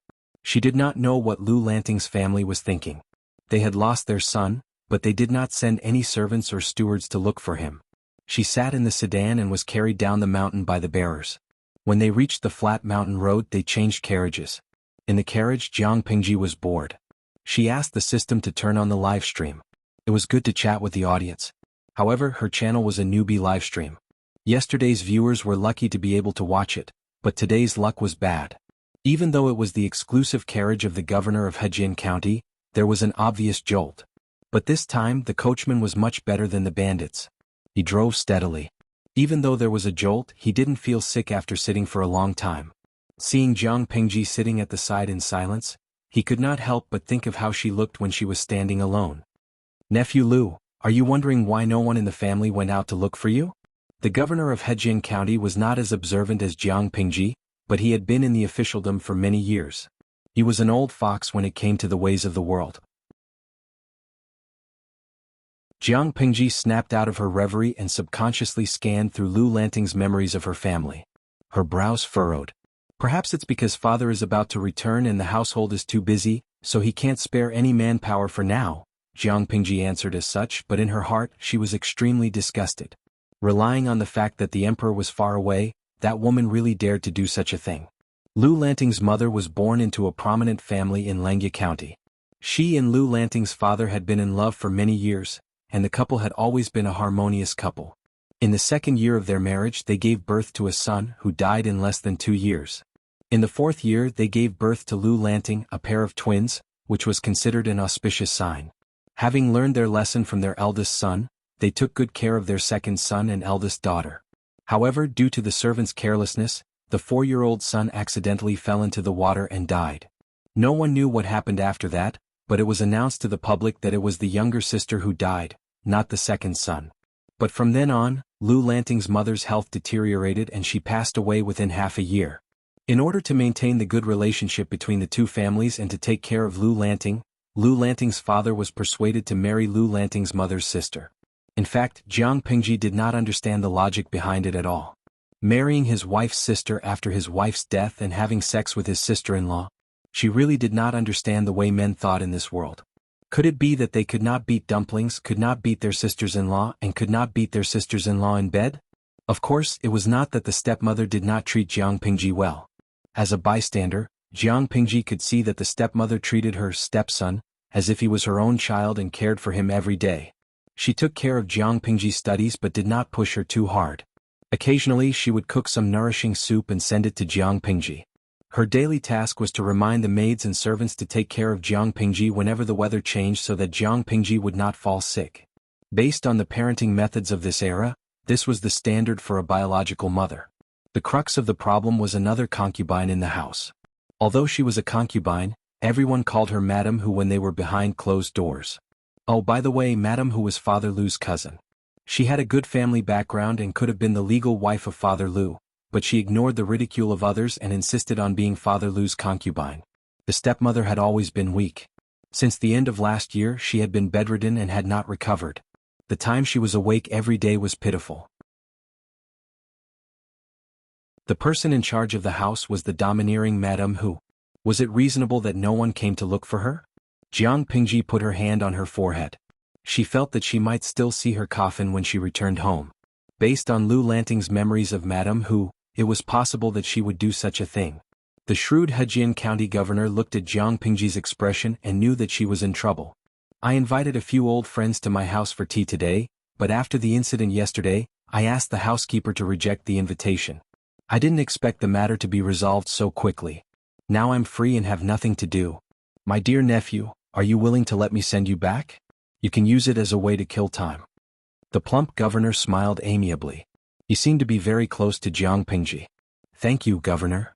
Jiang Pingji cupped her hands in thanks. Having the governor send her home would save her a lot of trouble. At that moment, the system, which had been silent for a while, trembled with excitement. Host, this will be the first battle in your life. A good start can double the results with half the effort. Although Jiang Pingji hated infighting in the harem, she could settle for the next best thing. Fighting in the harem did not necessarily involve the wife fighting the concubine, or the concubine teasing the wife. It could also involve the legitimate son/daughter/illegitimate son/daughter/mother/sibling. If there were some conflicts, it could escalate to fighting one's grandmother. If one was unlucky, they might even have to fight their relatives. The host could not just kill someone with a single slap, could she? Boring, Jiang Pingji replied. The system was furious, but it kept telling itself to calm down and take deep breaths. Then what do you think is interesting? My stepmother and Madame Hu. Jiang Pingji paused and then said, they are both pretty. The system was speechless. It suddenly understood. Father Lu, your fake son is trying to flirt with your second wife and concubine.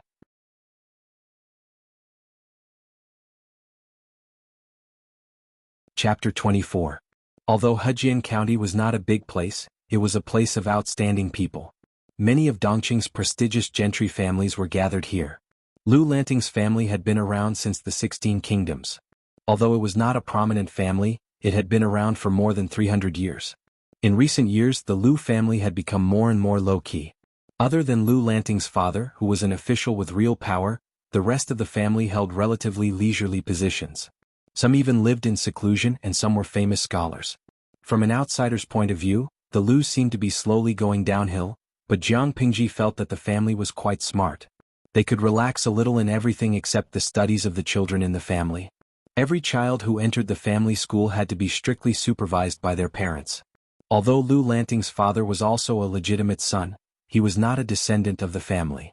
Aside from her messy relatives, Lu Lanting's family was rather simple. Her stepmother asked to stay in Hejian County to take care of Lu Lanting.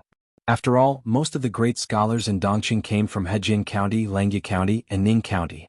It was not a good place for Lu Lanting's father to live, and it was said that he had to take great risks. Not only that, it was impossible to find a knowledgeable teacher in that barren land. For some unknown reason, Madame Hu did not follow Lu Lanting to Hejian County. Instead, she chose to stay in Hejian County. From time to time she would give Lu Lanting a hard time or say some specious things, but she did not do anything out of line. When Father Lu went out to take up a post, the whole family moved out of the clan. They bought a 3-sectioned house near the clan grounds. The house wasn't big, but it was still much better than living in the clan's crowded land. He could also control the things in the house. Lu Lanting lived on 3 Squirrel Street. Jiang Pingji lifted the curtains of the carriage slightly and could see the deserted entrance of the Lu mansion from afar. Brother Lu is not here, so it's not appropriate for me to disturb you. The governor smiled like the Maitreya Buddha. Outside, a quick-witted servant had already jumped off the carriage and knocked on the door of the Lu mansion, informing them that the second Langjun of the Lu family had returned safely. If you have any difficulties in your studies, feel free to look for me. Although I am not as knowledgeable as your father, I can still do my bit. Jiang Pingji nodded and thanked the governor. A governor was in charge of a county, so it was reasonable to say that he should have a lot of power. However, this also depended on the region's governor. In fact, according to the land area and the number of people, Hejin County was actually smaller than a county. However, this place had a different meaning, so it was specially changed to county. The prefectural governor here was only a small official of the size of a sesame seed.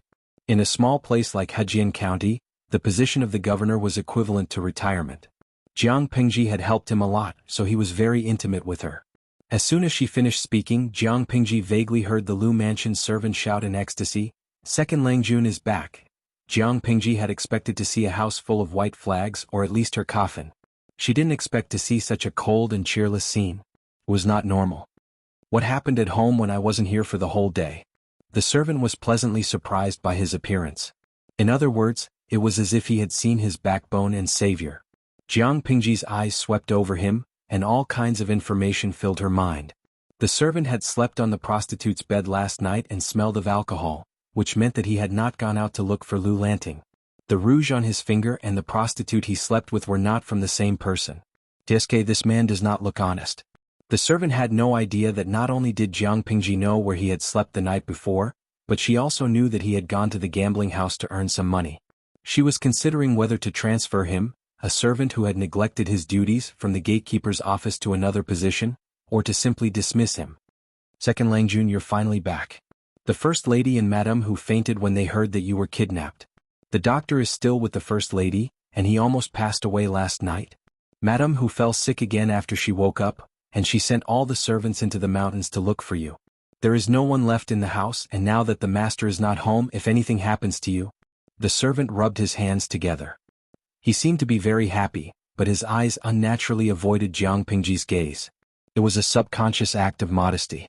Jiang Pingji looked away from the servant and chased the unnecessary information out of her mind. What she had analyzed was too much for her eyes to bear. She interrupted the servant's rambling and asked, "Have all the servants who went into the mountains to look for me gone?" The servant replied, "Yes. Other than the maidservants who stayed behind to take care of the 2 ladies, everyone else has gone." Jiang Pingji raised her eyebrows and asked, "Including you?" The servant did not know that Jiang Pingji had set a trap for him, so he immediately patted his chest to show his loyalty. "Second Langjun, what are you talking about? I'm very loyal to you. Everyone in the house was worried when they found out that you were kidnapped. Of course How did the powder taste last night?" Jiang Pingji asked abruptly. "Remember to cover your face when you gamble." The servant who was leading the way staggered and almost fell to the ground. His slightly mean face was full of astonishment. "Go and find the housekeeper for punishment. If I catch you again, I will sell you to the traffickers." Jiang Pingji snorted. She hated this kind of clumsy acting that did not even have the basic qualities of an actor. Did he really think that she was as gullible as a 3-year-old? The gatekeeper was so scared that he did not dare to make a sound. He was still in a daze. Coincidentally, the housekeeper of the Lus ran over. Second Langjun. Father Lu had not been back for many years, but the Lu's house was still running well. This had to do with the housekeeper. Jiang Pingji glanced at the old housekeeper and was satisfied. "I'm back. How is mother?" The housekeeper almost burst into tears when he saw Jiang Pingji in the flesh. He had always been a stickler for rules. If he had not been so happy, he would not have run over in such a hurry. "The first madam's condition has worsened. I'm afraid," Jiang Pingji frowned and said, "Let's talk while we walk. Is mother's condition really that serious?" According to Lu Lanting's memory, the second madam had been bedridden and had been taking medicine all year round, but she had looked fine the day before yesterday. She had even cooked a bowl of longevity noodles for Lu Lanting during the flower festival half a month ago, which was Lu Lanting's birthday. The old housekeeper's eyes flashed when he saw Jiang Pingji's unfamiliar clothes, but he did not show it. He just buried the question in his heart. Yes. Yesterday, a servant did not know what was going on and reported that the second Lang Jun had been killed by thieves. The first madam fainted when she heard that. Madam, who was also shocked and immediately sent the servants to look for him. I don't know who he offended, but not long after, I heard that the third Lang Jun was playing with the maidservants in the backyard and accidentally fell and hurt his head. All of a sudden, the three masters of the house were seriously ill. They looked for doctors everywhere. Jiang Pingji suddenly stopped in her tracks. She suddenly felt that she had made a mistake.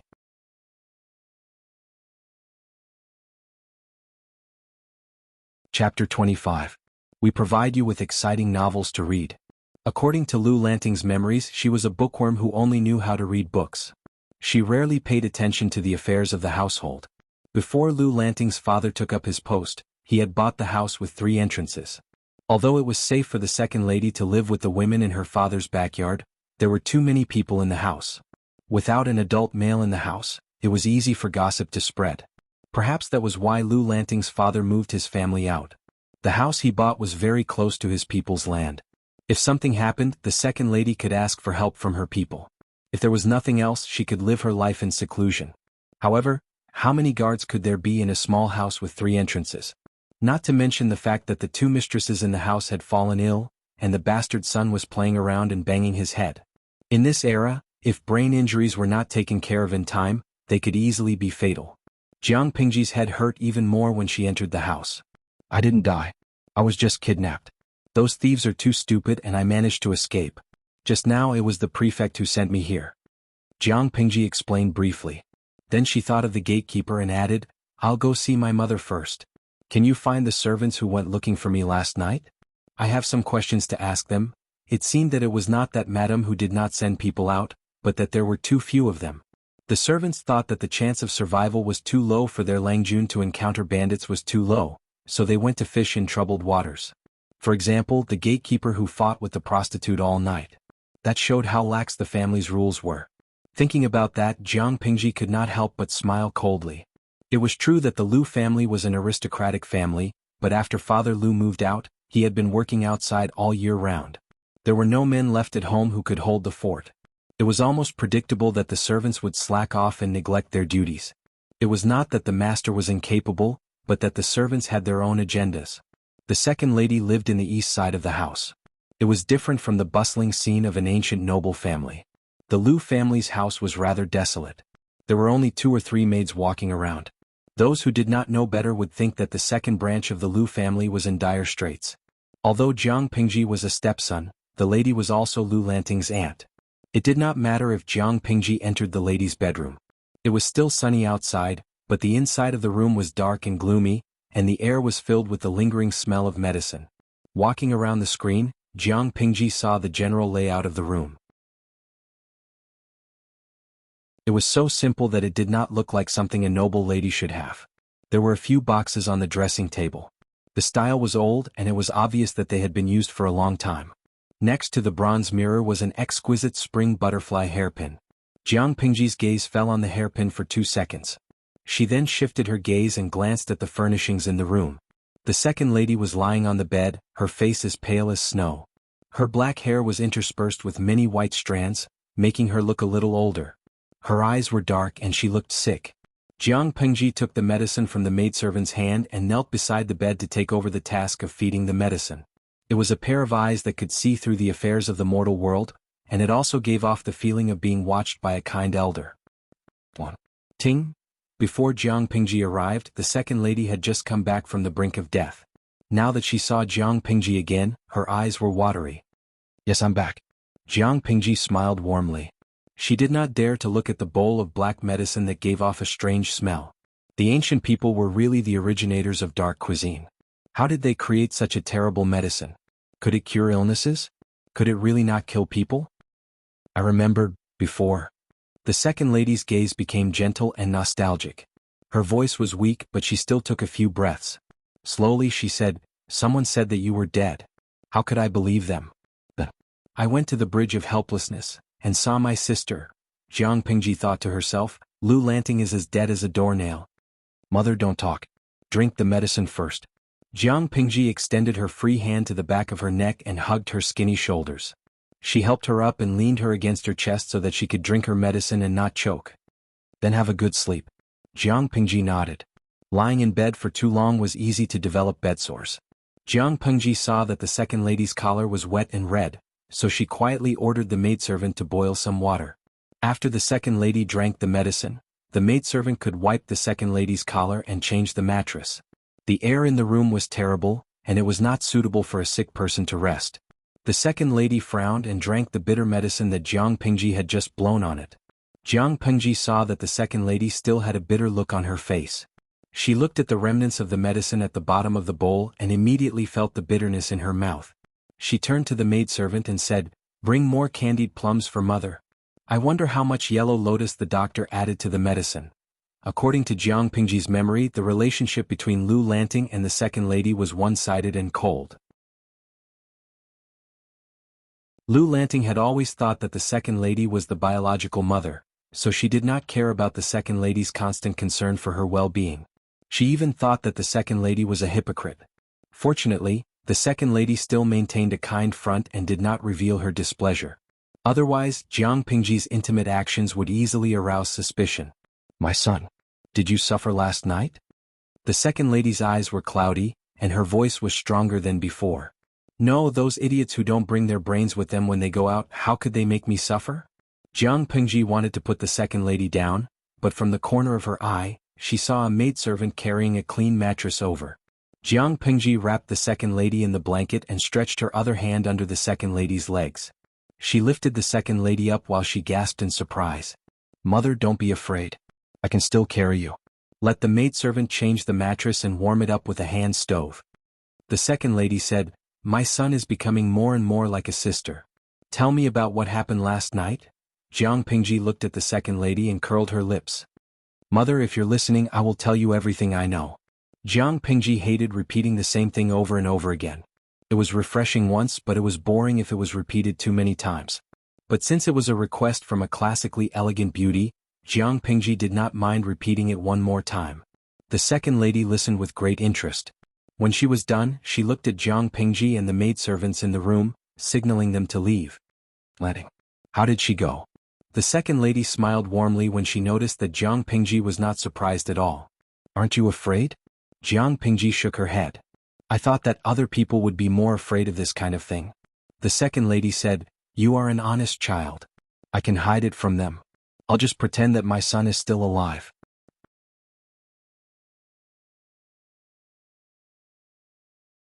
Chapter 26. The internet provides you with exciting novels to read. How could the second lady not be familiar with her son, or daughter, after living with her for more than a decade? According to Lu Lanting's memories, the second lady was a talented woman in Langi County before she was married. It was just that her status as a concubine's daughter was rather low, so she had to keep a low profile. However, she was not stupid, so it was normal for her to see through her. "I saw Lanting and her younger brother at the Bridge of Helplessness, and my sister," he said with a distant look in his eyes. The second madam had stopped breathing several times and everyone thought she was dead. Even the doctor thought so. However, her pulse gradually appeared again. Although it was still weak, it at least meant that she was still alive. However, the emotions of the maidservant who took care of her were fluctuating greatly, and she could not bear it. "My sister said that I have a great destiny. She wants me to come back and enjoy life. Don't cling to the past." Jiang Pingji did not believe in ghosts and gods, but it was interesting. "And then?" the second lady said in a serious tone, "So I came back to see what kind of person has taken over Lanting's body." Jiang Pingji was embarrassed. "Are you going to leave after seeing me?" The second lady did not answer directly. Instead she said, "After I saw you, I realized that you really look like my sister. It's as if I saw my sister. You look so much like the real Lanting. You look so much like her. I think my sister's dying wish has come true." "A dying request?" Jiang Pingji raised her eyebrows and raised her hand to pull up the blanket covering her body. She said, Then you can wait to enjoy your leisure and happiness in the future. The system was waiting for a fight to break out, but what the hell? Dear host, can you tell me what just happened? The omnipotent system felt that it was about to become a useless, salted fish. Is it that hard to understand? That lady knew that I was not Lu Lanting the moment I entered the room, but because of her obsession with her sister and because I resemble her in some ways, she decided not to court death. She wanted to live a good life and enjoy life in peace. The system was dumbfounded. No. Why did she accept you so quickly? Wasn't she going to be drowned or burned to death? It remembered that one of its previous hosts was too simple-minded and was treated as a demon and burned to death on a rack of fire. Her sister probably isn't from this era either. I just saw some traces of ancient times in the second lady's room. I thought maybe it was because of this that my stepmother accepted me so well. No, I have to look for other clues. The modern era that Jiang Pingji mentioned was the era of technology after the feudal era. After a while, Jiang Pingji suddenly asked, "Cute system, can you answer me honestly? Am I your first host in this world?" The system hesitated for a moment before replying softly, "No, but my previous host had nothing to do with Lu Lanting's mother." What? Jiang Pingji was at a loss for words. I thought I came to an ancient era, but you're telling me that this world is a sieve? I have to give you a bad review. The second lady's sister, Lu Lanting's mother, might be from the ancient era. She had never heard of people from the ancient era making spring hair clips. That thing was on the second lady's dressing table. Of course, she could not rule out the possibility that the non-native was someone else. Based on the current information, it was most likely Lu Lanting's mother. Oh, that's normal. Sometimes, when the system opens a new dimension, it will cause a crack in the dimension for a short period of time. After all, it was too boring to just live stream. Adding some other elements would make things more interesting. Jiang Pingji immediately thought of something. Wait a minute. When I said that I would open a live stream according to the audience's reaction, that dimension should be similar to the modern era. In other words, did the live stream mean that there was another non-native in this world? System, Jiang Pingji said with certainty, you're guilty. I'm afraid you'll give me a bad review, the system said pitifully. Following this host, it felt that its privacy as a system was completely gone QAQ. Jiang Pingji did not answer. As for whether or not she chose to believe the system's words, no one but herself knew. System, since the second lady did not expose you in front of everyone, does that mean she has acknowledged your identity? Something like that. If I can get away with it, I'll continue using Lu Lanting's identity. If not, I'll use my own identity. The world was big and there was nowhere to hide. Not to mention that in the ancient era where the household registration system was not complete, Jiang Pingji could easily travel to a faraway place and create a fake identity. Jiang Pingji raised an eyebrow. But she made a deal with me. I can use Lu Lanting's identity without worry. A deal? The system pulled up the conversation records. When did Jiang Pingji make a deal with the second lady? Jiang Pingji mercilessly attacked the system. I believe that when you die, it will be because of your own stupidity. System, yen %######. Jiang Pingji only knew how to save a person's life, so the second lady's illness was still under the care of the doctor. She did not want to get involved. Housekeeper, have you gathered all the servants? Jiang Pingji was a vengeful person. If she could get her revenge now, she would not wait for the next day. Moreover, the Lu residence had indeed changed. The old housekeeper had been Lu Lanting's grandfather's page boy when he was young. Later, he became a housekeeper and took care of Lu Lanting's father and the Lu family. However, he did not become arrogant just because he was treated with respect. Instead, he worked even harder for the Lu residence. The housekeeper followed behind Jiang Pingji. I've gathered all the servants in the outer courtyard according to Second Longjuan's instructions. Good. Call the middleman over later and pick a few more servants. If you can't find anything, let eldest uncle know. Jiang Pingji was very used to the existence of slaves. In her era, the flames of war were everywhere and there were many big and small battles. According to the interstellar war law, captives could be sold as slaves, so she didn't think there was anything wrong with looking for a middleman to buy servants. Jiang Pingji glanced at the guards and servants who were dressed neatly and uniformly. Are they all here? The housekeeper did not understand. He nodded and said, Second Langjun, the servants who were sent out last night are all here. Jiang Pingji's expression turned cold. Tell the middleman that we've sold them all. They're all dirty hands. The servants had thought that Jiang Pingji was there to reward them, and they were a little excited and expectant. They did not expect a bucket of cold water to fall from the sky. The bookworm's second Langjun, who knew nothing, actually said that he would sell them to human traffickers? The housekeeper hesitated for a second, but his loyalty won out. Yes, second Langjun.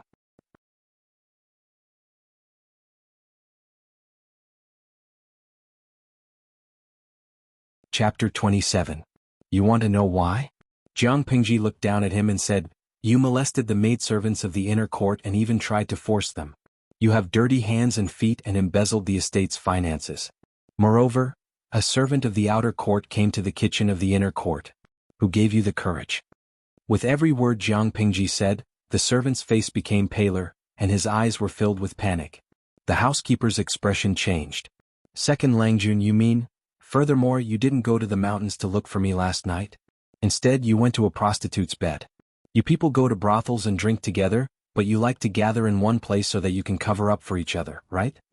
Jiang Pingji frowned in disgust and said to the housekeeper, "Before we sell them, get someone to search this and that house to see if there are any financial records of the manor. If there are, don't look for a middleman. Just send them to the magistrate's office." Second Langjun. "You have no evidence, so why are you slandering me?"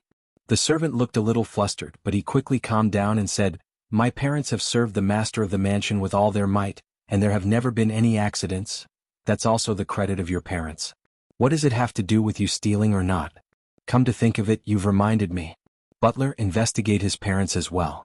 What kind of place do you think the Lu residence is? A place that keeps a bunch of leeches?" The housekeeper didn't understand. He didn't know how his Langjun had become so powerful overnight, but he was loyal. He would do whatever Jiang Pingji said. The servants were uneasy, but they did not believe that Jiang Pingji would really do that. Father Lu was about to return from his duties. He would arrive in a few days. The people in the Lu residence were arranged by her father before he left. If Jiang Pingji was really filial, she would not be so heartless. In this era, if one had the slightest reputation of being unfilial, one could forget about becoming an official. Thinking of this, everyone felt much more at ease. The system watched helplessly as its host's combat power was brutally and cleanly taken care of, and it was instantly dumbfounded. "No. Host, you don't have any evidence. If this gets out, others will have a bad opinion of you." According to the plot of the house fighting plot, the female lead would always have a battle of wits and courage with the servant. The servant would be cunning while the female lead would be wise and powerful. Bit by bit, she would uncover the truth and throw the evidence in the servant's face, shattering his psychological defenses and finally achieving a complete victory. You condensed more than a dozen chapters of exciting otaku fights into 2 simple and crude sentences. Host, this is very unprofessional, do you understand? Are you kidding me? Jiang Pingji really wanted to point at her own eyes and tell the system, "What I see with my eyes is evidence. Others can't see it because they're blind. Do I have to waste time and effort to point and tell them where to look?" The system, Ginseng Rooster again. Damn it, the system's days were numbered. Furthermore, do I need to accommodate them when dealing with a few problematic slaves? Do I have to bring out the evidence one by one? Tell me, who is the real master of the Lu residence? Is it those servants or me? Jiang Pingji was speechless at the system's logic. Jiang Pingji smiled and thought to herself, anyway, when the housekeeper finds evidence of corruption or cheating, no one will dare to say anything. This is also a warning. Don't lie to me or they won't even know how they died. Understand? The system suddenly felt a chill run down its spine.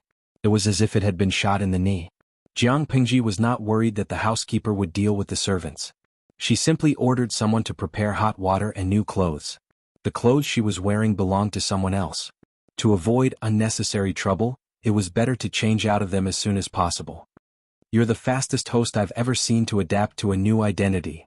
The system said darkly, unsure if it was being sarcastic. Jiang Pingji said matter-of-factly, that's because I make the best use of my circumstances. If I can be happy, why should I hold my breath? Now that she was Lu Lanting, what was wrong with making use of her status? Lu Lanting's clothes were much more complicated than the ones she had borrowed. They looked more luxurious, and the dark patterns and embroidery on them were exquisite. Of course, to Jiang Pingji, it looked more anti-human. She asked the maid to pick a plain one.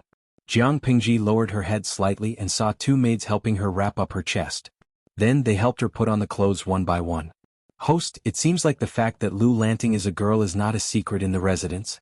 She doesn't even have a study boy. She only has maids to serve her, the system muttered. I wonder why she disguised herself as a boy. Not everyone knows. Otherwise, those noble ladies would not have been so surprised when they found out that Lu Lanting is a girl. The system asked, specific people? For example, Lu Lanting's maids, the housekeeper, the second lady? They all know about it and will keep it a secret. If other people find out, who knows if they will spread it out because they are too talkative or have other motives. Lu Lanting alone was not enough to hide her identity. When Jiang Pingji was bathing, she had chased the maid out, but when it was time to put on her clothes, she had no choice but to call the maid back. The clothes were too anti-human. If there's a chance, I'd like to find out why Lu Lanting replaced his late brother. Incense was a popular trend nowadays. The maids had already prepared her clothes with incense, which had a calming effect on her. After putting on the anti-human clothes, the maid hung a jade pouch on her waist. Jiang Pingji felt like the pouch would jingle when she walked. Jiang Pingji thought that was enough until another servant girl came in with a plate of hairpin flowers. There's no need for that. She really couldn't resist the idea of having a colorful silk flower on her hair crown. Of course, she had read Lu Lanting's memories, so she knew that it was fashionable for men to use incense and flowers. But she still felt that it was too feminine. She could not bear to look at the beautiful flower on her head. I feel like something is missing. Jiang Pingji thought for a moment, and an idea came to her. She took out a sandalwood fan with engravings of bamboo. Doesn't this make me look more handsome? After the maid left, Jiang Pingji made a gesture of unsheathing her sword in the blurry bronze mirror. Then she opened the sandalwood fan in her hand. I was bored and watched the ancient TV series that I'm currently following. It's probably the standard look of a dissolute and uninhibited young man who can win over both men and women when he smiles. The system wanted to facepalm. Its host's integrity was always running away from home. It was tiring.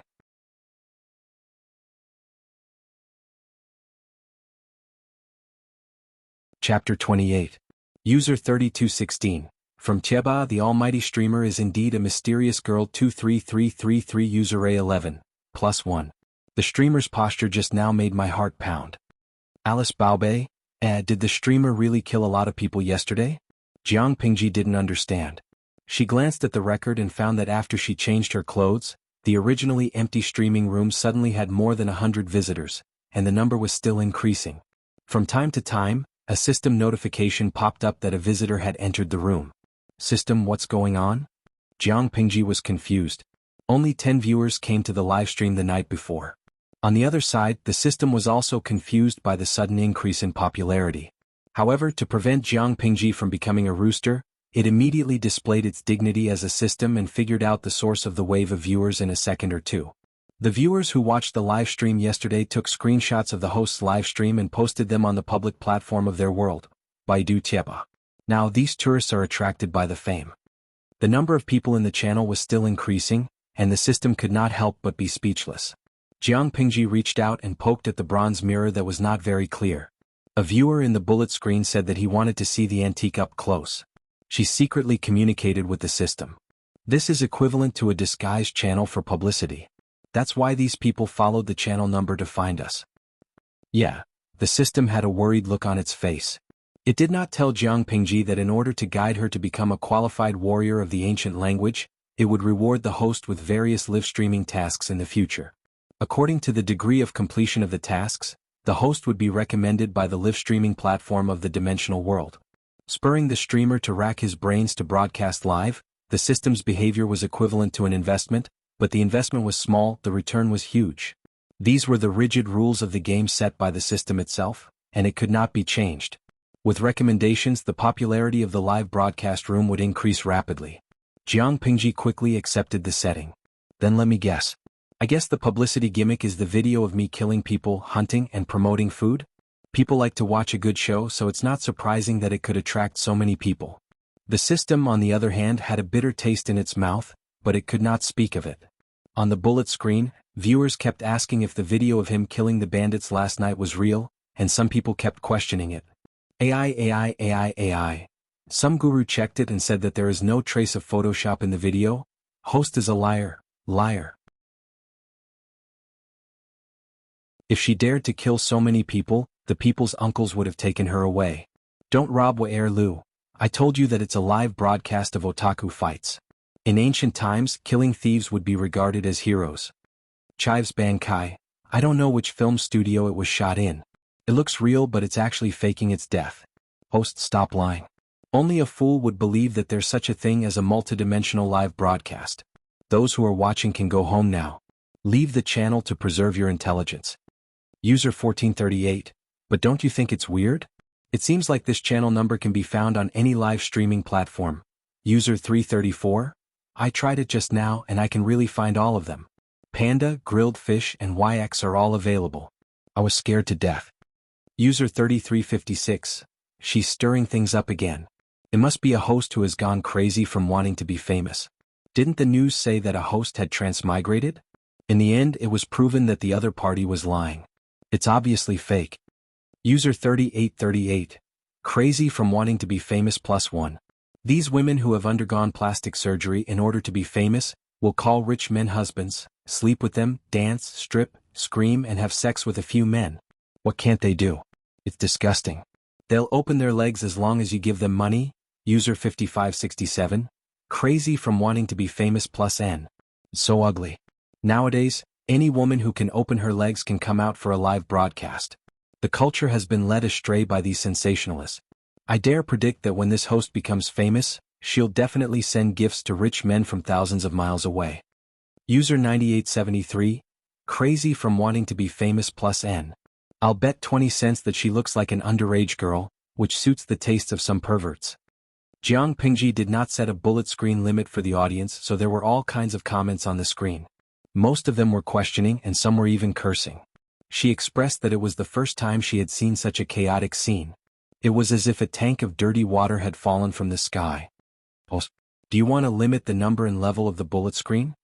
The system saw that the number of viewers had risen to the 500 mark. Although it was happy to gain popularity, it was also worried that its host would hate the live broadcast even more because of the intensive abuse in Jinsenkak. When that time came, it would cry.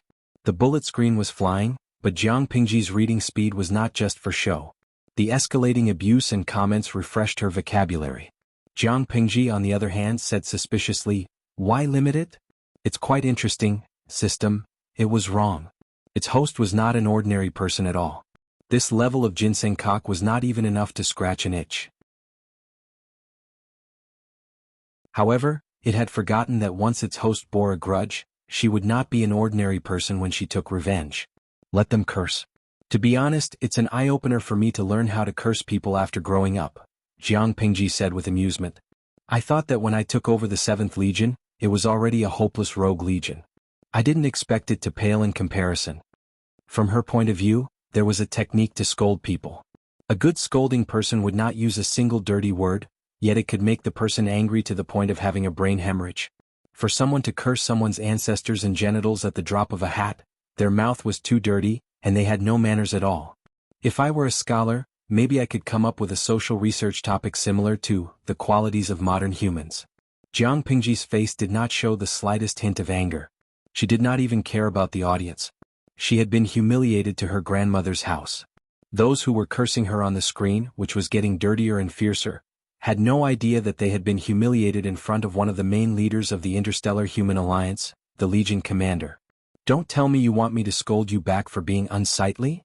She never liked to talk too much when it came to things that could be solved with her fists. Of course, under certain circumstances she preferred to use words to attack people. If the system dared to say yes, Jiang Pingji felt that she would definitely find a way to strangle it to death. I'm in charge of my channel. The system said decisively, no, I think I can give them permission. If the other party's account was given permission, they might even change to another account. That was also a bit of popularity. Jiang Pingji immediately thought of the system's little scheme. She scolded it with a smile, "You're only so promising. That little bit of popularity can lure you away. I'm really afraid that one day you'll be abducted by a piece of sesame seed cake. Wait a little longer, the best is yet to come." After hearing that, the system's body trembled. No, why did it feel that something was wrong? No, host. Don't tell me that you want to tear your own audience apart? You're supposed to tear apart the legal mother / the stepmother / the siblings / the weird relatives and elders, not the master of the audience. You're tuning in to the Han Lee's Wuxia Chronicles YouTube channel. We're so grateful for your support, and don't forget to subscribe to join us on this incredible journey through captivating stories. Your generosity through donations truly makes a world of difference, as it's the primary source of revenue that allows me to expand and enhance this channel for you. Thank you from the bottom of my heart for being a part of this adventure.